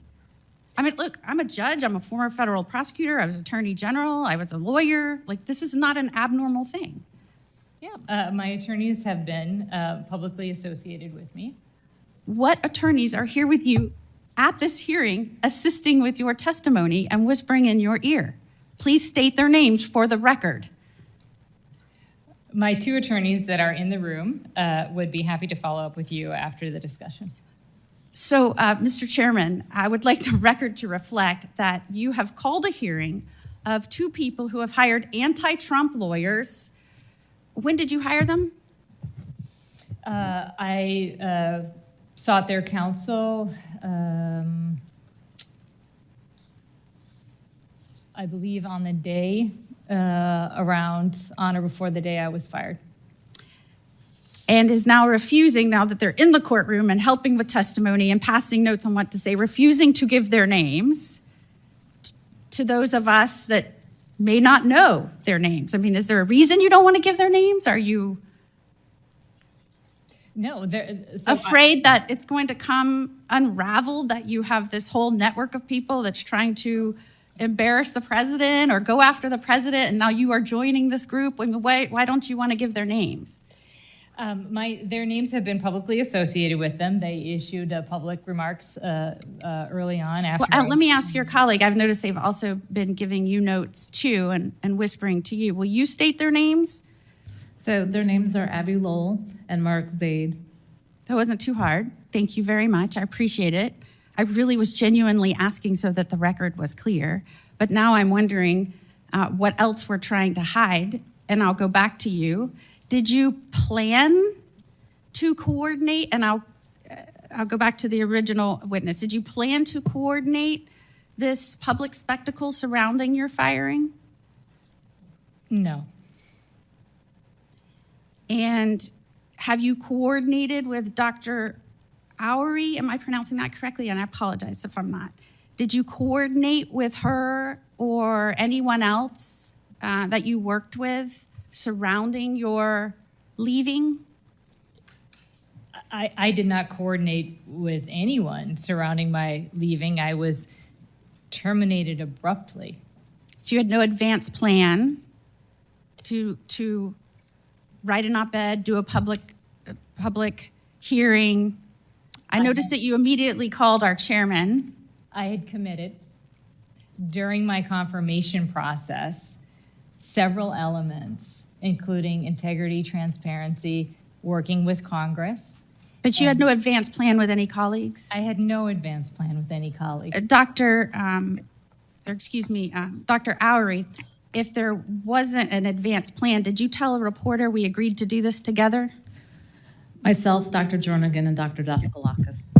Agreed to do this all together? Once Dr. Monarez was being terminated, the three of us knew that we could not remain given our ethical concerns and commitment to scientific integrity. I just want to make a brief comment as my name was invoked. As the chairman of the committee with jurisdiction over the CDC that favorably reported Dr. Monarez as CDC director, it is entirely appropriate for someone with oversight concerns to contact my office or me, or frankly, any of us. Upon receiving outreach from Dr. Monarez, I contacted both the Secretary and the White House to inquire what was happening and to express concerns about what was alleged. As soon as the director was fired, the HELP committee began reviewing the situation as it is our responsibility, and any and all communications with the witnesses was conducted by HELP staff in coordination with attorneys. Mr. Chairman, may I comment on that, please? Yes, sir. Very briefly, I find it rather astounding that anyone is concerned that government heads of agencies talk to the elected officials of the United States of America. That is what they are supposed to do. Thank you. This is now Senator Blunt Rochester's turn. Thank you, Mr. Chairman, and thanking Ranking Member for reminding us of our oversight responsibilities. And I also want to thank the two witnesses for your strength, for your integrity, and for not staying silent. The fact that you were even finding out important information through tweets, it's not the way we operate. That's not the way we keep our country safe and our public's health, keep our public healthy. And so I want to first thank you both.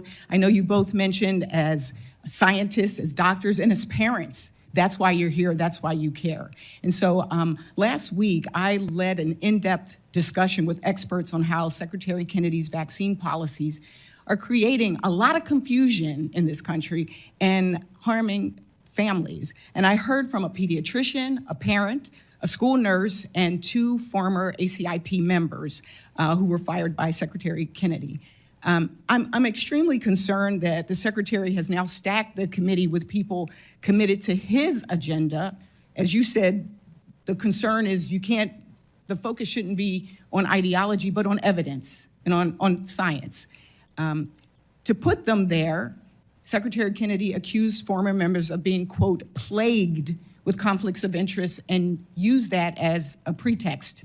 A question for both of you. Did you ever observe anything that cast doubt on the scientific abilities of those members?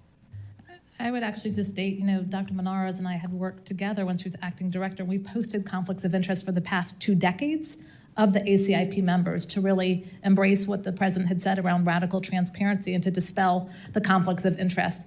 We have a rule at ACIP, or we did when I was there, I can't speak to now, but if you had any sort of bias, you recused yourself from that discussion and that vote. And if you had significant biases or conflicts of interest, you weren't included on ACIP. Were you ever present with any evidence of conflicts of interest that impaired the decision-making of any ACIP members, the former members? I was not, but I would just note that I can't speak as much to the current ACIP members. One was an expert witness against Merck, but participated in discussion on Merck. Great. Thank you. And Dr. Monarez, if there's anything you want to contribute. I'm trying to understand if there are any reasons that we should think that these individuals should have been fired. You could say, no, I don't know. I had the ACIP members that were fired after the April meeting. I had not interacted with them. I had no, preconceived notions about. Dr. Howard? And I say, I can't speak to them individually, but what I can tell you is when you look at the members, you look at geographic representation. I know that one was from the Midwest, focused on immunocompromised patients because that was a need to fill. You look at it as a whole of expertise, and that's what ACIP was. And I want to go back to something, the hepatitis B shot keeps coming up. And I want to know, Dr. Monarez, is there anything that you want to clarify or say more about this? I mean, it's my understanding that before 1991, when not all babies were vaccinated, about 20,000 babies were infected each year, and that after the CDC's recommendations in the 1990s, that dropped by 99%, this terribly contagious disease. And the reason why we test everybody is because certain moms might not have been tested and don't know that they have it. So is there anything else you want to add? Because I know this has come up numerous times. I think those are consistent with the information that I have associated with hepatitis B and its the promise of the vaccine.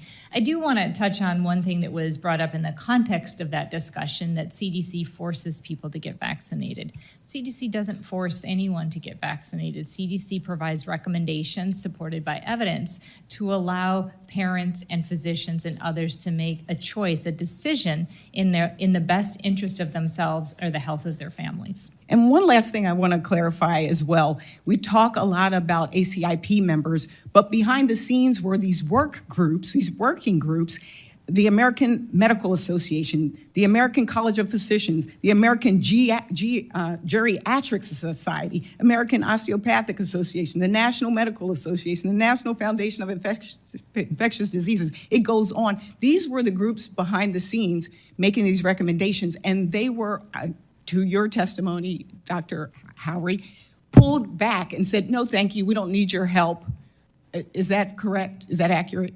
Yes, they were pulled off the work groups, and I do think when we have experts, whether it's from societies or just with specific expertise, it's very much needed, and these organizations help with implementation, and we say talk to your doctor. So we need those doctor organizations participating. As a grandmother and a mom, I just want to say thank you for the work that you do and have done.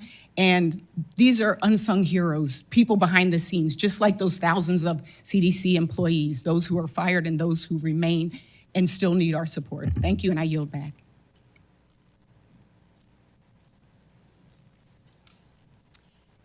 Thank you both for being here to testify this afternoon.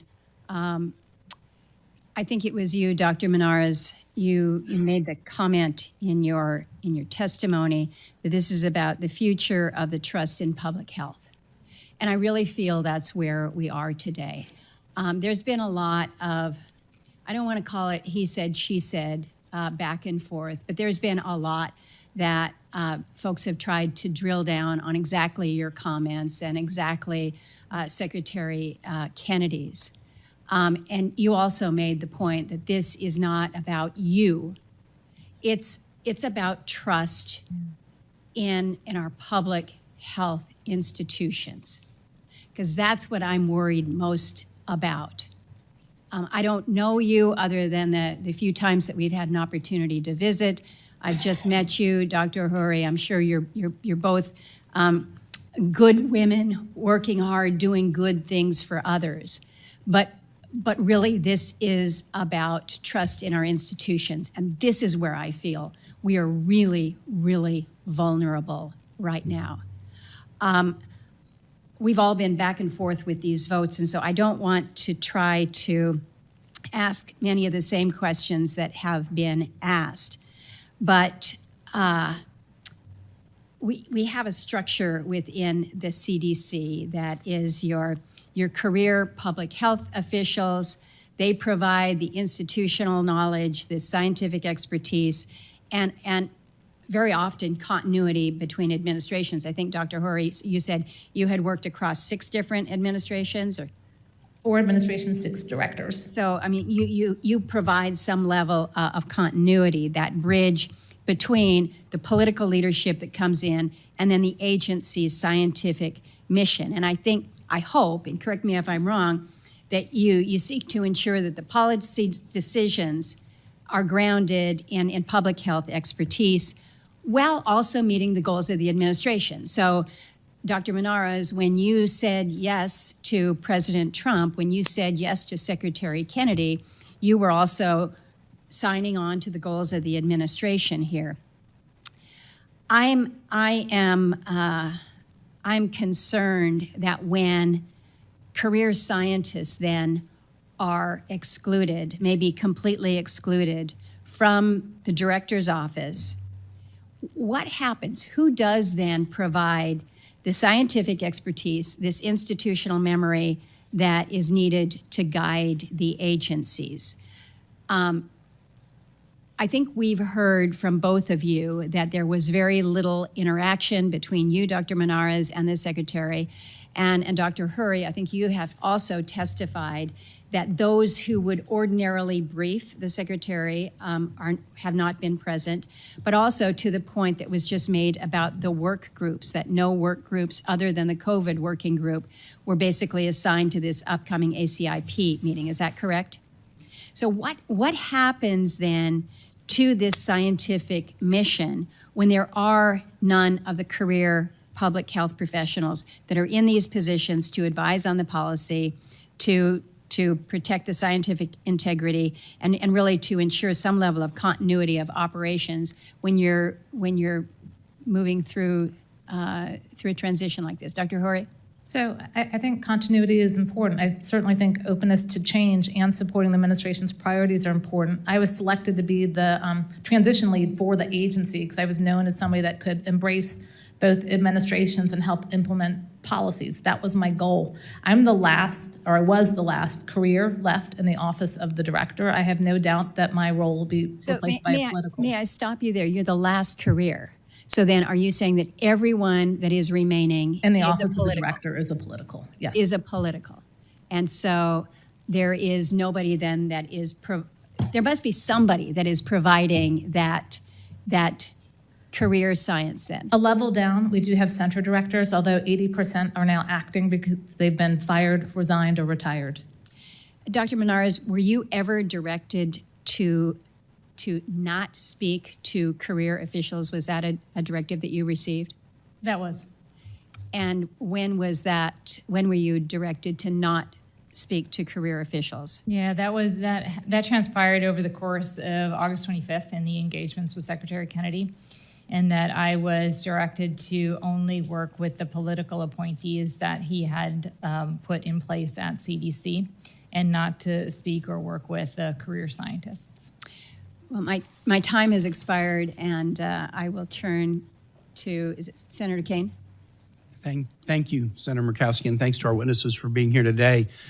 Dr. Monarez, I owe you an apology. When you were here for your confirmation hearing, I questioned you very significantly, not on your qualifications. You got over the qualifications bar easily, but my worries about the direction of HHS made me question you very significantly on your backbone. You did? A trait that is not in long supply in this town. And then when I voted against your confirmation, I cited that as the reason. Again, no concern about your qualifications. I had concern about your backbone, and I was wrong. And I apologize to you for being wrong. I think it's important when you're wrong to admit you're wrong. I want to ask you a question to follow up on an answer you gave to Senator Baldwin, and I'm not sure I heard it right, but were you instructed by the Secretary of HHS to not speak to senators? I was instructed to not speak directly with senators. And was that also in the August 25th meeting you described? That was over the course, I had several engagements with the Secretary over that day, and it was in one of those meetings that I was instructed. So confirmed CDC director, Senate confirmed. We used to speak with the CDC director all the time during COVID and during other emergencies, instructed not to speak to senators. Is my memory right? Doesn't Secretary Kennedy say he's about radical transparency? That is one of the areas he has prioritized. Yeah, well, putting a gag order on a CDC director and directing her not to speak to those who have confirmed her and to whom she is responsible for oversight is a very serious matter. I want to talk about measles and finish with a question for Dr. Hori. Just really get in the minutia about measles. 1,454 cases in the U.S., 4 in Virginia. And I'm just going to give you about the most recent one in Virginia. School-age child, early September, 5 to 12 years old. Measles is really contagious, spreads through the air. You can contract measles when somebody has had it in a room, even 2 hours after they've gone from the room. And you often don't show symptoms for days. When this child with measles was identified and the case was reported to public health officials, our Virginia Department of Health had to spring into action. They had to find potential exposure. The child, while infected but before demonstrating symptoms, had attended school for 1 day and had visited multiple healthcare facilities. In 1 day, 1,000 Virginians were exposed to measles by this one child.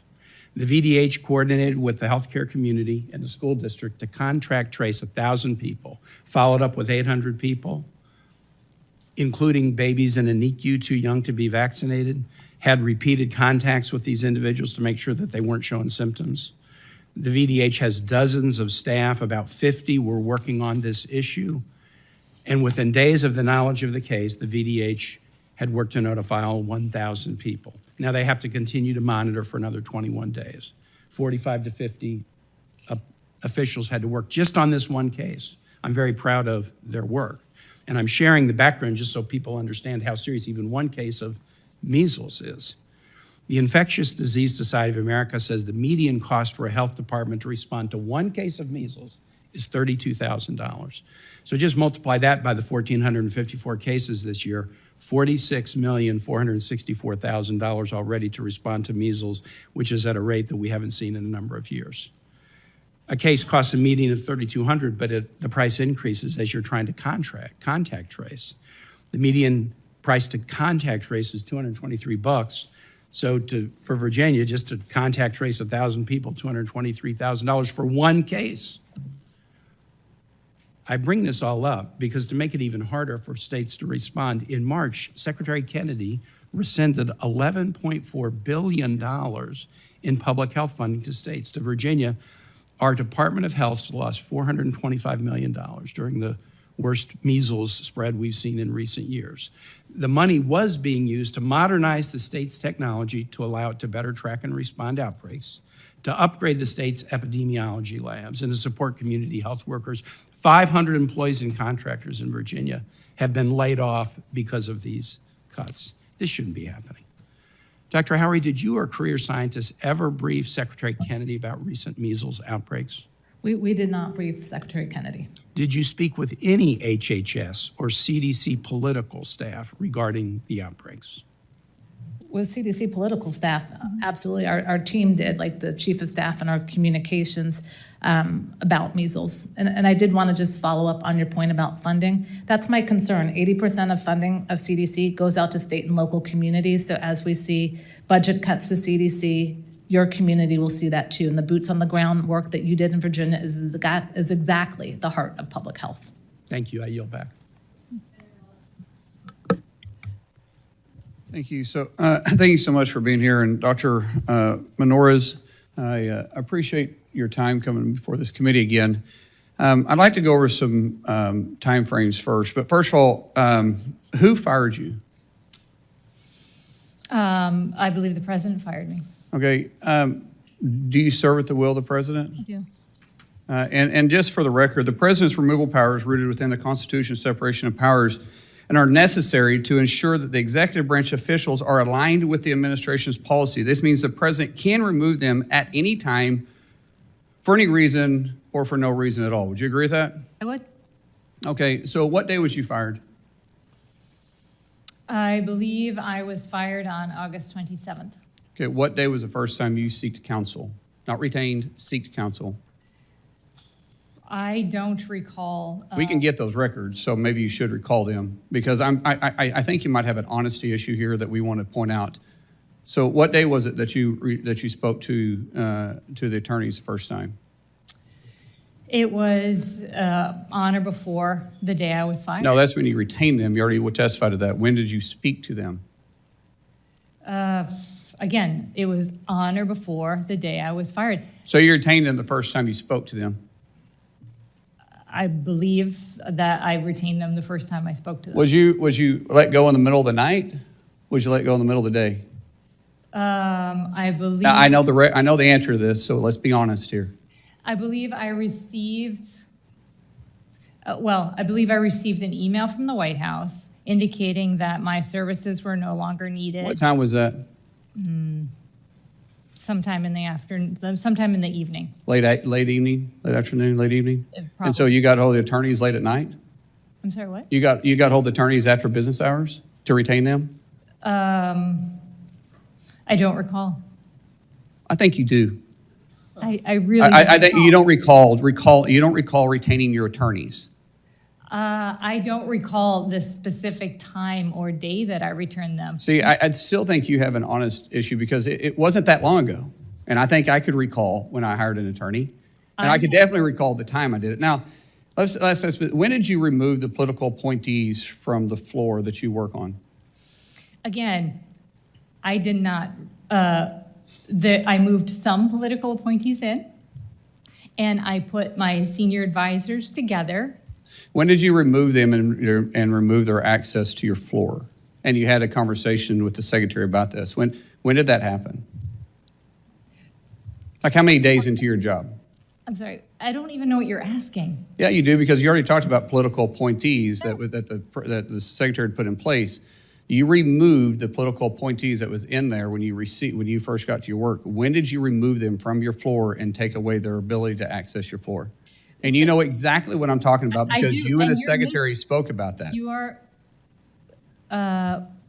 miscontextualizing. No, I'm not. I'm asking the question, what day did you remove them?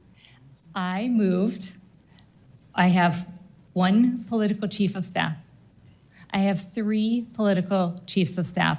I had space made for all of them in my suite. When did you remove the political appointees before, or the political hires before you got there, that was there prior to you getting there?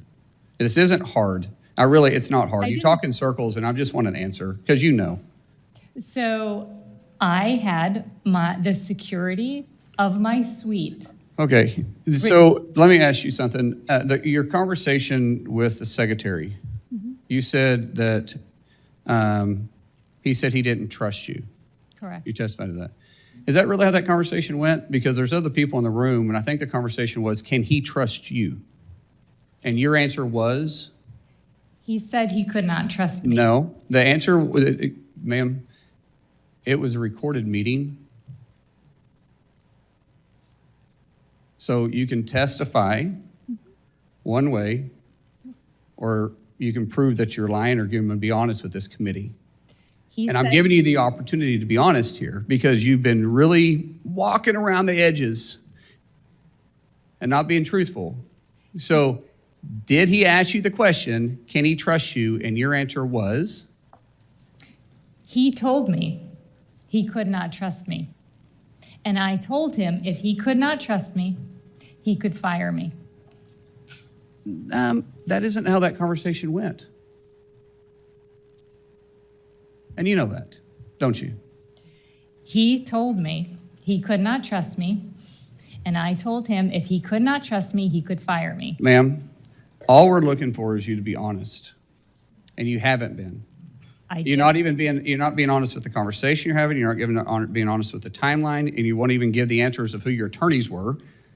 And all we're looking for is you to be honest. If we're going to have a hearing and we're going to discuss certain things, let's make sure we're talking with someone that we can trust your answers. It's like my kids. I tell my kids all the time, one thing I want from you, I can deal with any situation we walk into as long as I know you're being 100% honest with me. The minute I can't tell you're being honest with me, I can't trust you. From then on, everything you say is questioned. And you have to question you because your personality and your answers aren't correct. Therefore, I yield back. Senator Markey. Dr. Monarez, Dr. Howry, I want to thank you for being public health heroes. When you took your positions, you swore an oath to public health and safety, not to political ideology. And you kept that promise to the American people. When confronted with pressure to make decisions based on political science, you chose real science. You said clearly that vaccines work, that they are safe, and that our children and most vulnerable deserve the life-saving protections that vaccines have provided for generations. Robert F. Kennedy Jr. may put the con in conscience, but you put the science in conscience, which is where it belongs, at the CDC. It is my hope that more officials within the CDC, within HHS, and throughout this administration look to what you, Dr. Monarez, and Dr. Howry have done, and that they feel inspired by what you have done and what you're doing here today. In the face of political pressure and threats and misinformation and conspiracy theories, you are standing up for science, standing up for facts, standing up for the protections which our children and families need. You're standing up for what is right, and I hope that your colleagues follow you. Before hepatitis B vaccine was approved in the 1980s, upwards of 300,000 Americans were infected each year, including nearly 20,000 children. Thanks to hepatitis B vaccine, annual cases are now down to roughly 22,000, a 93% reduction. And for children, there is now only a handful of cases each year, with a total of only 13 cases in babies in 2022, down from 20,000. That is a stunning public health success. We achieved that because every newborn gets the Hep B shot at birth. Why? Because 9 out of 10 infants infected at birth become chronically infected, and a quarter of them will die due to hepatitis B. Yet this week, the Advisory Committee on Immunization Practices, a panel newly filled with Secretary Robert F. Kennedy Jr.'s handpicked vaccine skeptics and individuals with no vaccine or public health expertise, is expected to vote on delaying that birth dose of hepatitis B vaccine until age 4. This would reverse decades of progress, put kids in harm's way, and make countless children the victims of Secretary Kennedy's anti-vaccine quackery. Dr. Howry, do you believe that a change to that recommendation on hepatitis B vaccine at the advisory committee meeting this week would be based on an objective, comprehensive review of data? So if the vote is to change it to age 4, then that would not be based on data. Yeah. Do you agree with that, Dr. Monarez? I haven't seen any evidence to suggest that that would be the appropriate thing to do. So, yeah, so based on your interactions with Secretary Kennedy and his advisors, are Secretary Kennedy's beliefs in politics driving the change to vaccine recommendations, including hepatitis B vaccines, instead of science and children's health? That is the concern. Dr. Howry. Yes, I believe it is. I received an email, suggesting that we look at hepatitis B, shared decision-making. And I think that's where I'm thankful to Senator Cassidy for really raising hepatitis B via social media. I hope that this hearing makes ACIP reconsider this recommendation.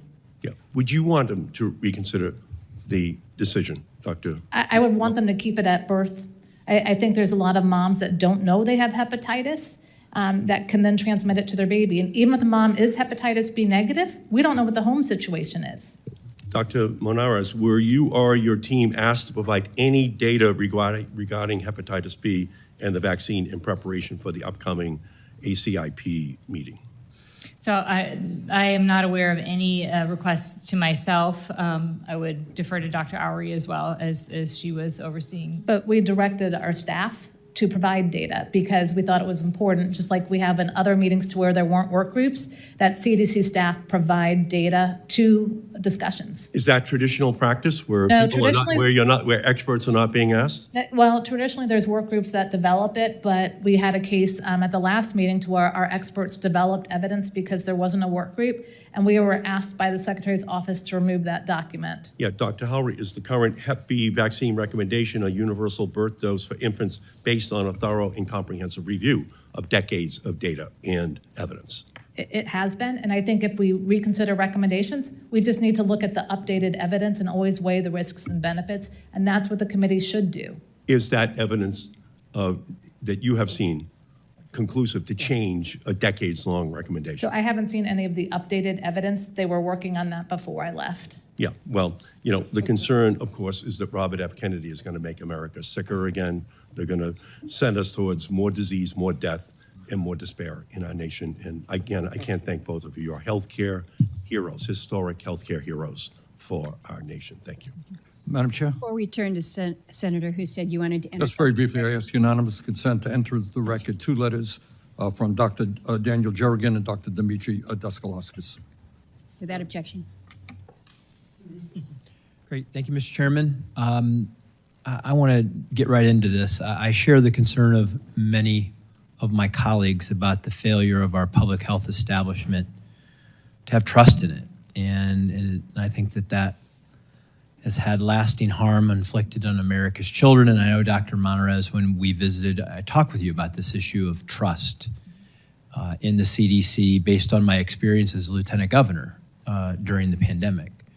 Because during that time, I know elected officials, parents, community leaders turned to the CDC for clear science-based guidance. And as Lieutenant Governor, who had to work with the governor every single day and managing through this pandemic, as a father of school-aged children, I experienced firsthand the effects of that guidance. And we were hoping that it was going to be based on the science. Everybody kept saying, it's based on the science. And yet we know that now that that guidance was based on politics and special interest. Instead of safeguarding children's health, CDC allowed activism to override science with devastating consequences. And I just want to give a few facts on how trust has been eroded. And by the way, we talked about not having enough money. Well, CDC now has 12 centers, but only 3 of them were authorized by Congress. And I think it's drifted from its original mission. And trust has been eroded due to these high-profile failures during the pandemic. Failures that cost students years of academic progress. The House Oversight Committee found that the CDC gave the American Federation for Teachers access to edit school reopening guidance, inserting triggers that prolong closures. And this was not science, it was politics at the expense of our youth.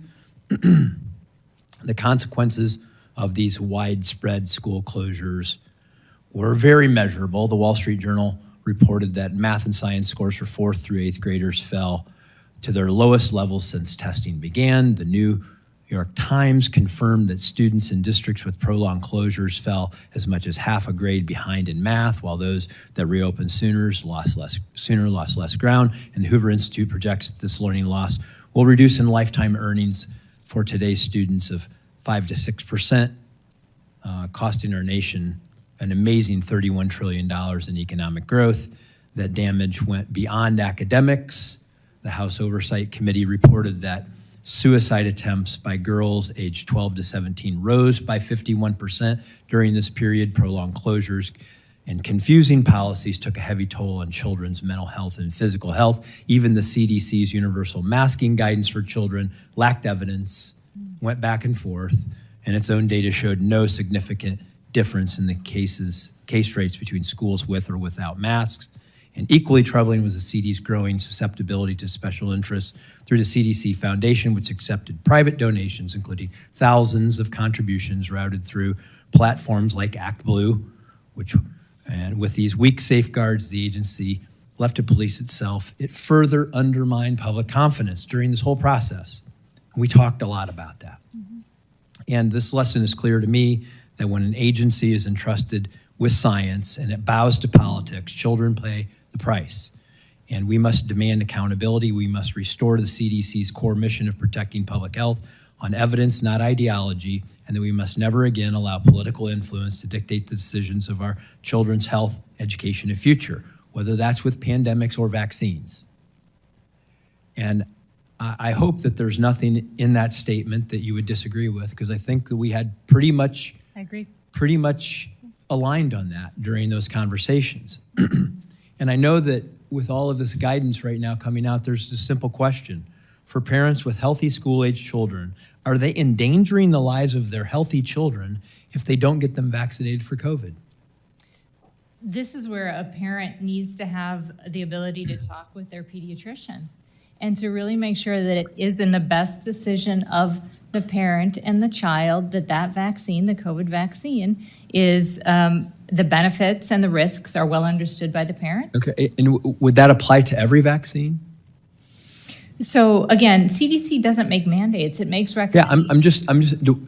See, in this particular case, if you listen carefully, we ask endangering lives, not whether it was recommended or whether it's a good thing, but would they be endangering the lives of their children? I believe that the vaccines that have been proven safe and effective that mitigate the diseases, that if their child is exposed, like the measles or Hep B, and they have not been vaccinated and they have no natural immunity, it will cause very dangerous consequences to their children. So this is, and I'll conclude, my time's up. This is where I think that we're getting it wrong. We shouldn't, I ask a pretty simple question, are they endangering life? They aren't endangering the lives of their children. It may be a recommendation, may be a good, and there may be good reasons for doing it, and we should tell them that. But we shouldn't scare people in saying that we're endangering their lives, because I hear that all the time. And it's just an overstatement. We got to start leveling with people about what the truth is. I agree that we have to have productive conversations with individuals to allow them to understand the benefits and the risks associated with these vaccines, and we do need to. Thank you, Mr. Chairman. And the irony of this is when I talk with you, you say that. When I talk with Secretary Kennedy, he says this. We got to get this figured out. While I was at a vote, I understand Senator Mullen implied there was a recording of the meeting or meetings between Dr. Monarez and Secretary Kennedy. I will note that if materials have been provided to Senator Mullen and invoked in official committee business, they are committee records, and all other senators on the committee have the right to see those records. I will also note, if HHS has a recording, I asked them to release the recording. I'd also like to know why it was recorded. But releasing the recording would be radical transparency. And this is about fulfilling the president's vision of radical transparency. This is allegiance to President Trump's values. And so I'd ask that that recording be released. I'll also note that we put in a request for any documents or communications that would bring transparency to the situation. We have not yet received those documents. If a recording does not exist, I ask Senator Mullen to retract his line of questions. Mr. Chairman. Let me see one more thing. I'll also note that if he has it, I'm also curious why only one senator was given this and why we're just hearing about it now, and why didn't the secretary share it at the Senate Finance Committee? But those are questions that can be answered later. With that, Senator Sanders. That's exactly the point that I want to make. I mean, how does it happen, if it is true, that one senator has access to an alleged tape recording of a meeting? Nobody else has it, including the chairman. This is what we're dealing with right now. And this is what I think, well, Dr. Monarez, this is a very politicized situation, and it's unfortunate. Thanks. Senator Kim. Thank you, Chairman. Thank you to the two of you for coming on out here. Dr. Monarez, I wanted to just start with you. You were talking about how you were directed to fire career officials. I guess I just wanted to ask you, what was the plan? Who would have replaced them? Yeah, part of what the secretary told me in the discussion related to those career officials was a sequencing of firing the leadership, promoting their deputies. If the deputies did not do what I had wanted, I needed to fire them, promote the next group, and continue to do so until I got to an organization that was compliant with my demands. So the plan was to literally just kind of keep firing until there was somebody in that position that was willing to go along with what Secretary Kennedy was asking. Is that right? That is what he communicated to me, yes. I guess I wanted to just ask you, are you aware if this type of practice and this kind of order is given to other parts of HHS, FDA, NIH, any other parts? He had said, although I have no means to verify this, that others at FDA NIH and CMS were engaging in this practice.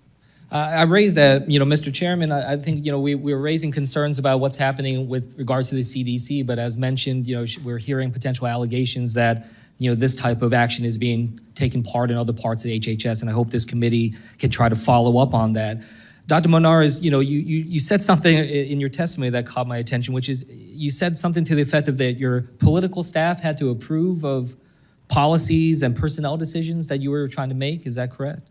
That is correct, and that was the email that has apparently now been made available through the Washington Post. And so when you talked with Secretary Kennedy, he talked about wanting to have you fire. He also talked about, you talked about him ordering you to pre-approve decisions made by the ACIP. When Kennedy was asked about that last week, he said, quote, "No, I did not say that to her. I never had a private meeting with her. There were other witnesses that will say, I never said that." I guess I'm just asking you, who else was in these meetings with you? So the meeting where that was first stated and the request, the demand made of me, included 5 other participants in addition to the secretary. It included his deputy, the deputy secretary, his chief of staff, the deputy chief. Will you please give names? I'm sorry. Yes, sorry. The Deputy Secretary, Jim O'Neill, the Chief of Staff, Matt Buckham, the Deputy Chief of Staff, Stephanie Spear, a member of the General Counsel staff, Bob Foster, and a member of his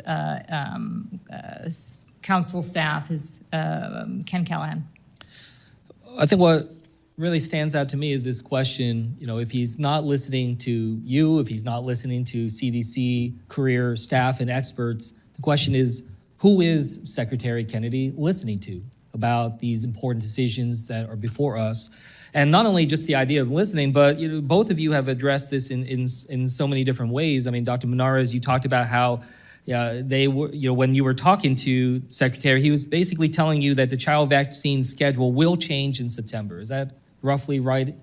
That is correct. That's the idea that it was going to happen, not likely to happen in September. Going to happen. And Dr. Oury, you talked about this in so many ways, and I think the phrase that really stood out to me with your work was you said it was about pre-decided outcomes of votes. Is that correct? Is that what you were worried about? Yes. Because what we're seeing as well is this, we're seeing this over and over again where it feels like there's already a decision that's been made, and now we're trying to figure out how to twist the data to be able to meet that prediction or meet that assertion. Is that correct, Dr. Oury? It is, and I think my concern is, President Trump issued the executive order on gold standard science, and I believe in that. We should have data that you can replicate, that you can understand, and we were put in positions to where I am concerned that the science coming out won't be gold standard science. David Geyer, who the senator or secretary testified, was a contractor, was brought to CDC, and I had the deputy policy chief of staff of HHS come meet with myself and the other 3 leaders who resigned, Doctors Jernigan, Daskalakis, and Layden. And for 2 days, she sat with us and asked us to grant access to a data that has privacy and security concerns to this researcher. No, I appreciate you raising that, and just what we've seen in terms of how they've talked about this with the VSD, a lot of concerns, and I think there's a lot more this committee needs to do to look into that. Thank you, and I yield back. For the record, it's just been reported that Senator Mullen told reporters that he was mistaken in saying that the RFK Monarez meeting was recorded. But in case he's mistaken that he was mistaken, if there is a recording, it should be released. And it would beg the question of what other conversations were recorded. And I'll repeat what I said earlier. We have sent a request to HHS for records related to these incidences. We've yet to receive those, but of course it would help the committee, which on both sides has found itself scratching its head. It would help us kind of discern what the truth is. With that, I go to Senator Alsobrooks. Thank you so much. Good afternoon, Dr. Monarez, and good afternoon, Dr. Oury. First of all, I want to thank you for being here today. This is a charged political environment, and being here today took courage. So I want to thank you for your courage. I also want to thank you for your commitment to the truth. Speaking of the truth, today it's been mentioned that there was a, quote, honest problem or honesty problem. Secretary Kennedy in this very room said that he would not fire scientists who were career scientists or working scientists, and he lied when he said that. And so I want to just question first, Dr. Monarez. I want to talk to you about the series of things that happened on August 25th. You've described the meeting as animated. I will say it sounded unhinged. But I want to ask you whether Secretary Kennedy, what rationale did he give you for firing career scientists? What did he say the rationale would be? Yeah, I mean, that was a sequence of events where he had articulated his longstanding concerns related to the CDC, and that the career scientists were part of a group that was part of the most corrupt federal agency in the history of the world, and a number of different items that he had ticked off, including that the CDC employees were killing children and were bought by the pharmaceutical industry and forced people to wear masks and social distancing. So there was a number of different contextual items that he offered related to why those CDC scientists should be fired. And during that unhinged conversation on August 25th, did he also indicate that he had asked leaders at other agencies within HHS to carry out similar directives to fire scientists and senior officials? He didn't use the word scientists or senior officials, but he did say that others, and I have, again, no way to substantiate this, but that others at the other their organizations, FDA, CMS, and NIH, were engaging in a similar practice of turning over leadership and getting to an organization that would be aligned with his priorities. So in other words, substituting scientists with people who would rubber stamp his views and opinions. So he didn't use those exact words, but the idea was to get to an organization that would be aligned and compliant with his administration priorities. Now, how did he tell you, again, how you should comport yourself with political staff, or more specifically, his allies? What did he tell you about that? He said that I needed to surround myself with the politicals and that I needed to listen to them and that I needed to support them with everything that they needed, and that I did not need to engage with any of the career scientists. And again, just so we're reminded, where were you immediately prior to this meeting?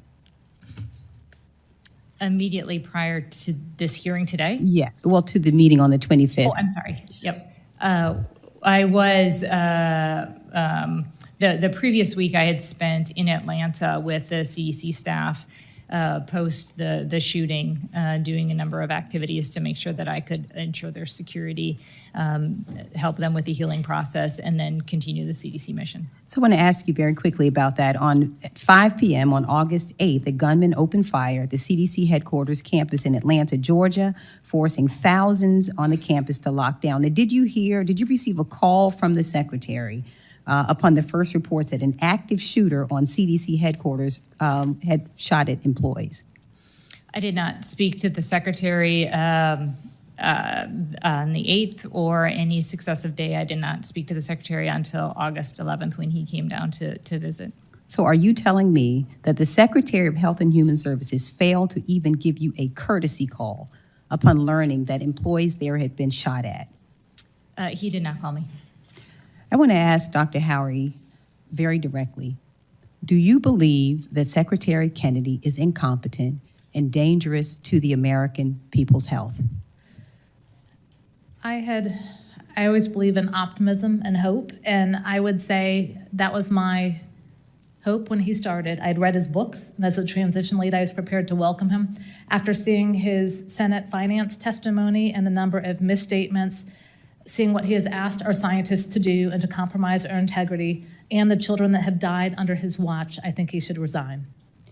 And finally, I just want to use the last 20 seconds or so I have, Dr. Monarez. You've said you agree with the president that vaccines are not controversial because they work. And I am a mother, you are a mother. I would like you to take the last few seconds I have to talk to parents. My greatest concern would be confused parents who have kids who are going to kindergarten, going to daycare. What do you say in this moment about these parents, and what should they do regarding vaccines? Vaccines are safe, they're life-saving, and I would encourage any parent who is concerned about whether or not their child should get a vaccine to talk to their pediatrician, to understand the benefits of these life-saving medical products and to make the best decision that they can to make sure that their children remain healthy and happy and can go to school and be safe. Thank you both so much for your integrity and for being here today. Thank you. Thank you, Senator Alsobrooks. I would now request unanimous consent to submit a article for the record. Dr. Monarez told us that Secretary Kennedy urged her to speak to Aaron Siri, and this article says, the title is, Anti-Vaccine Group with Ties to RFK Jr. saw another windfall last year, record show, and it points out that $6 million was paid to his law firm to pursue public records requests, et cetera, and $20 million at times past. Secretary Kennedy has been an advisor to this law firm in the past. I have a couple questions. Dr. Oury, you said that Stuart Burns said that CDC's systematic review, I think on birth dose hepatitis B, correct? Was biased. Did he share any alternative evidence to support his views? He had said that the questions we had posed could lead to bias. We had not developed a systematic review at that time. And what did he ask you to do with the evidence you accumulated? So he suggested 70 additional papers that had come from the Vaccine Compensation Fund, including some that were in French and Indian. That were what? They were in other languages that we could not then incorporate into the systematic review. I explained, as did the acting center director, that we have a systematic process we follow. The library was polling the evidence for us, and we couldn't speak to the data as we didn't have the data yet, and questions shouldn't bias. Questions provide answers. And you said, so did you have to pull what happened with the review you did? So it is underway. I don't know if it was completed because I left 3 weeks ago. And what happened with the review he did with references in Hindi, for example? So he didn't do a review of hepatitis B. He sent 70 references for the scientists to include. I don't know if they were included. I said if they had valid methods, they would be. Do you know if Stuart was representing the secretary's viewpoint? I believe he was, because he told me that the secretary had suggested age 4. Say that again, I'm sorry. He had said that the secretary, as had an HHS counselor to me, suggested the secretary wanted the birth dose moved. Okay. I'm sorry, my alarm's going off, so let me just do this so it's not distracting.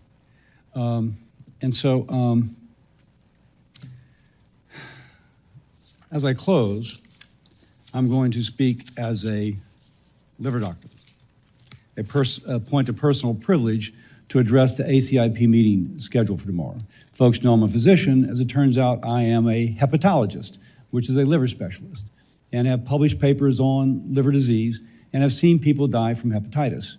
That was my practice of how do you teach students how to avoid this and how do you treat the patients that have it.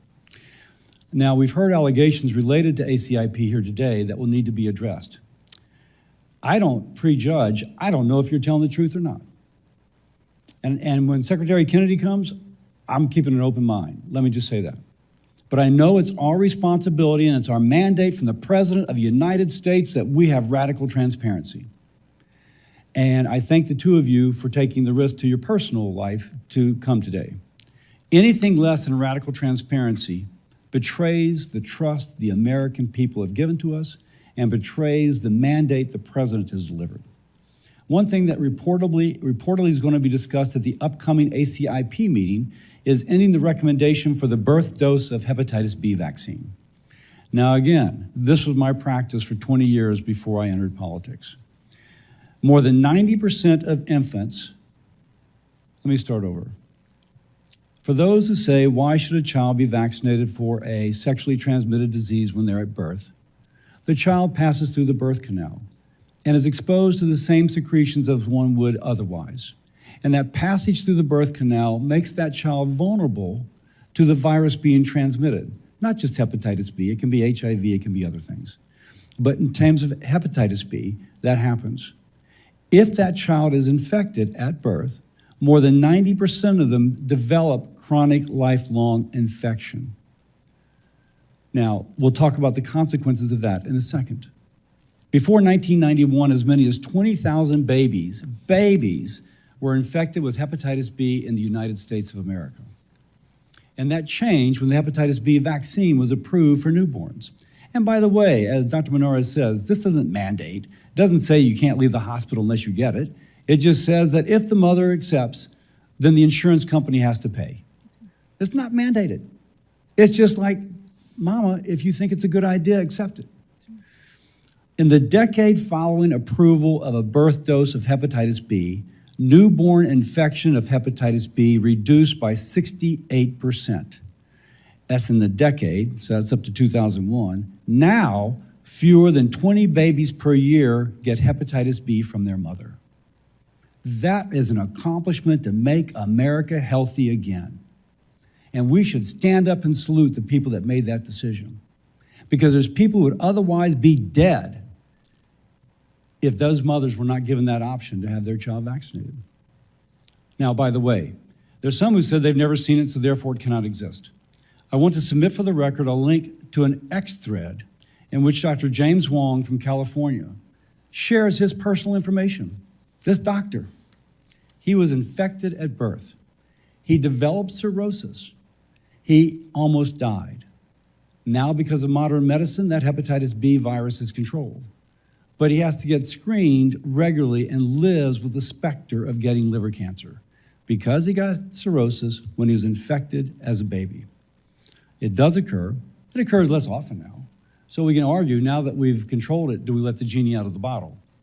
If the recommendation goes away and a parent does want the vaccine, insurance will no longer cover it free of charge. She'll be forced to pay out of pocket. With that,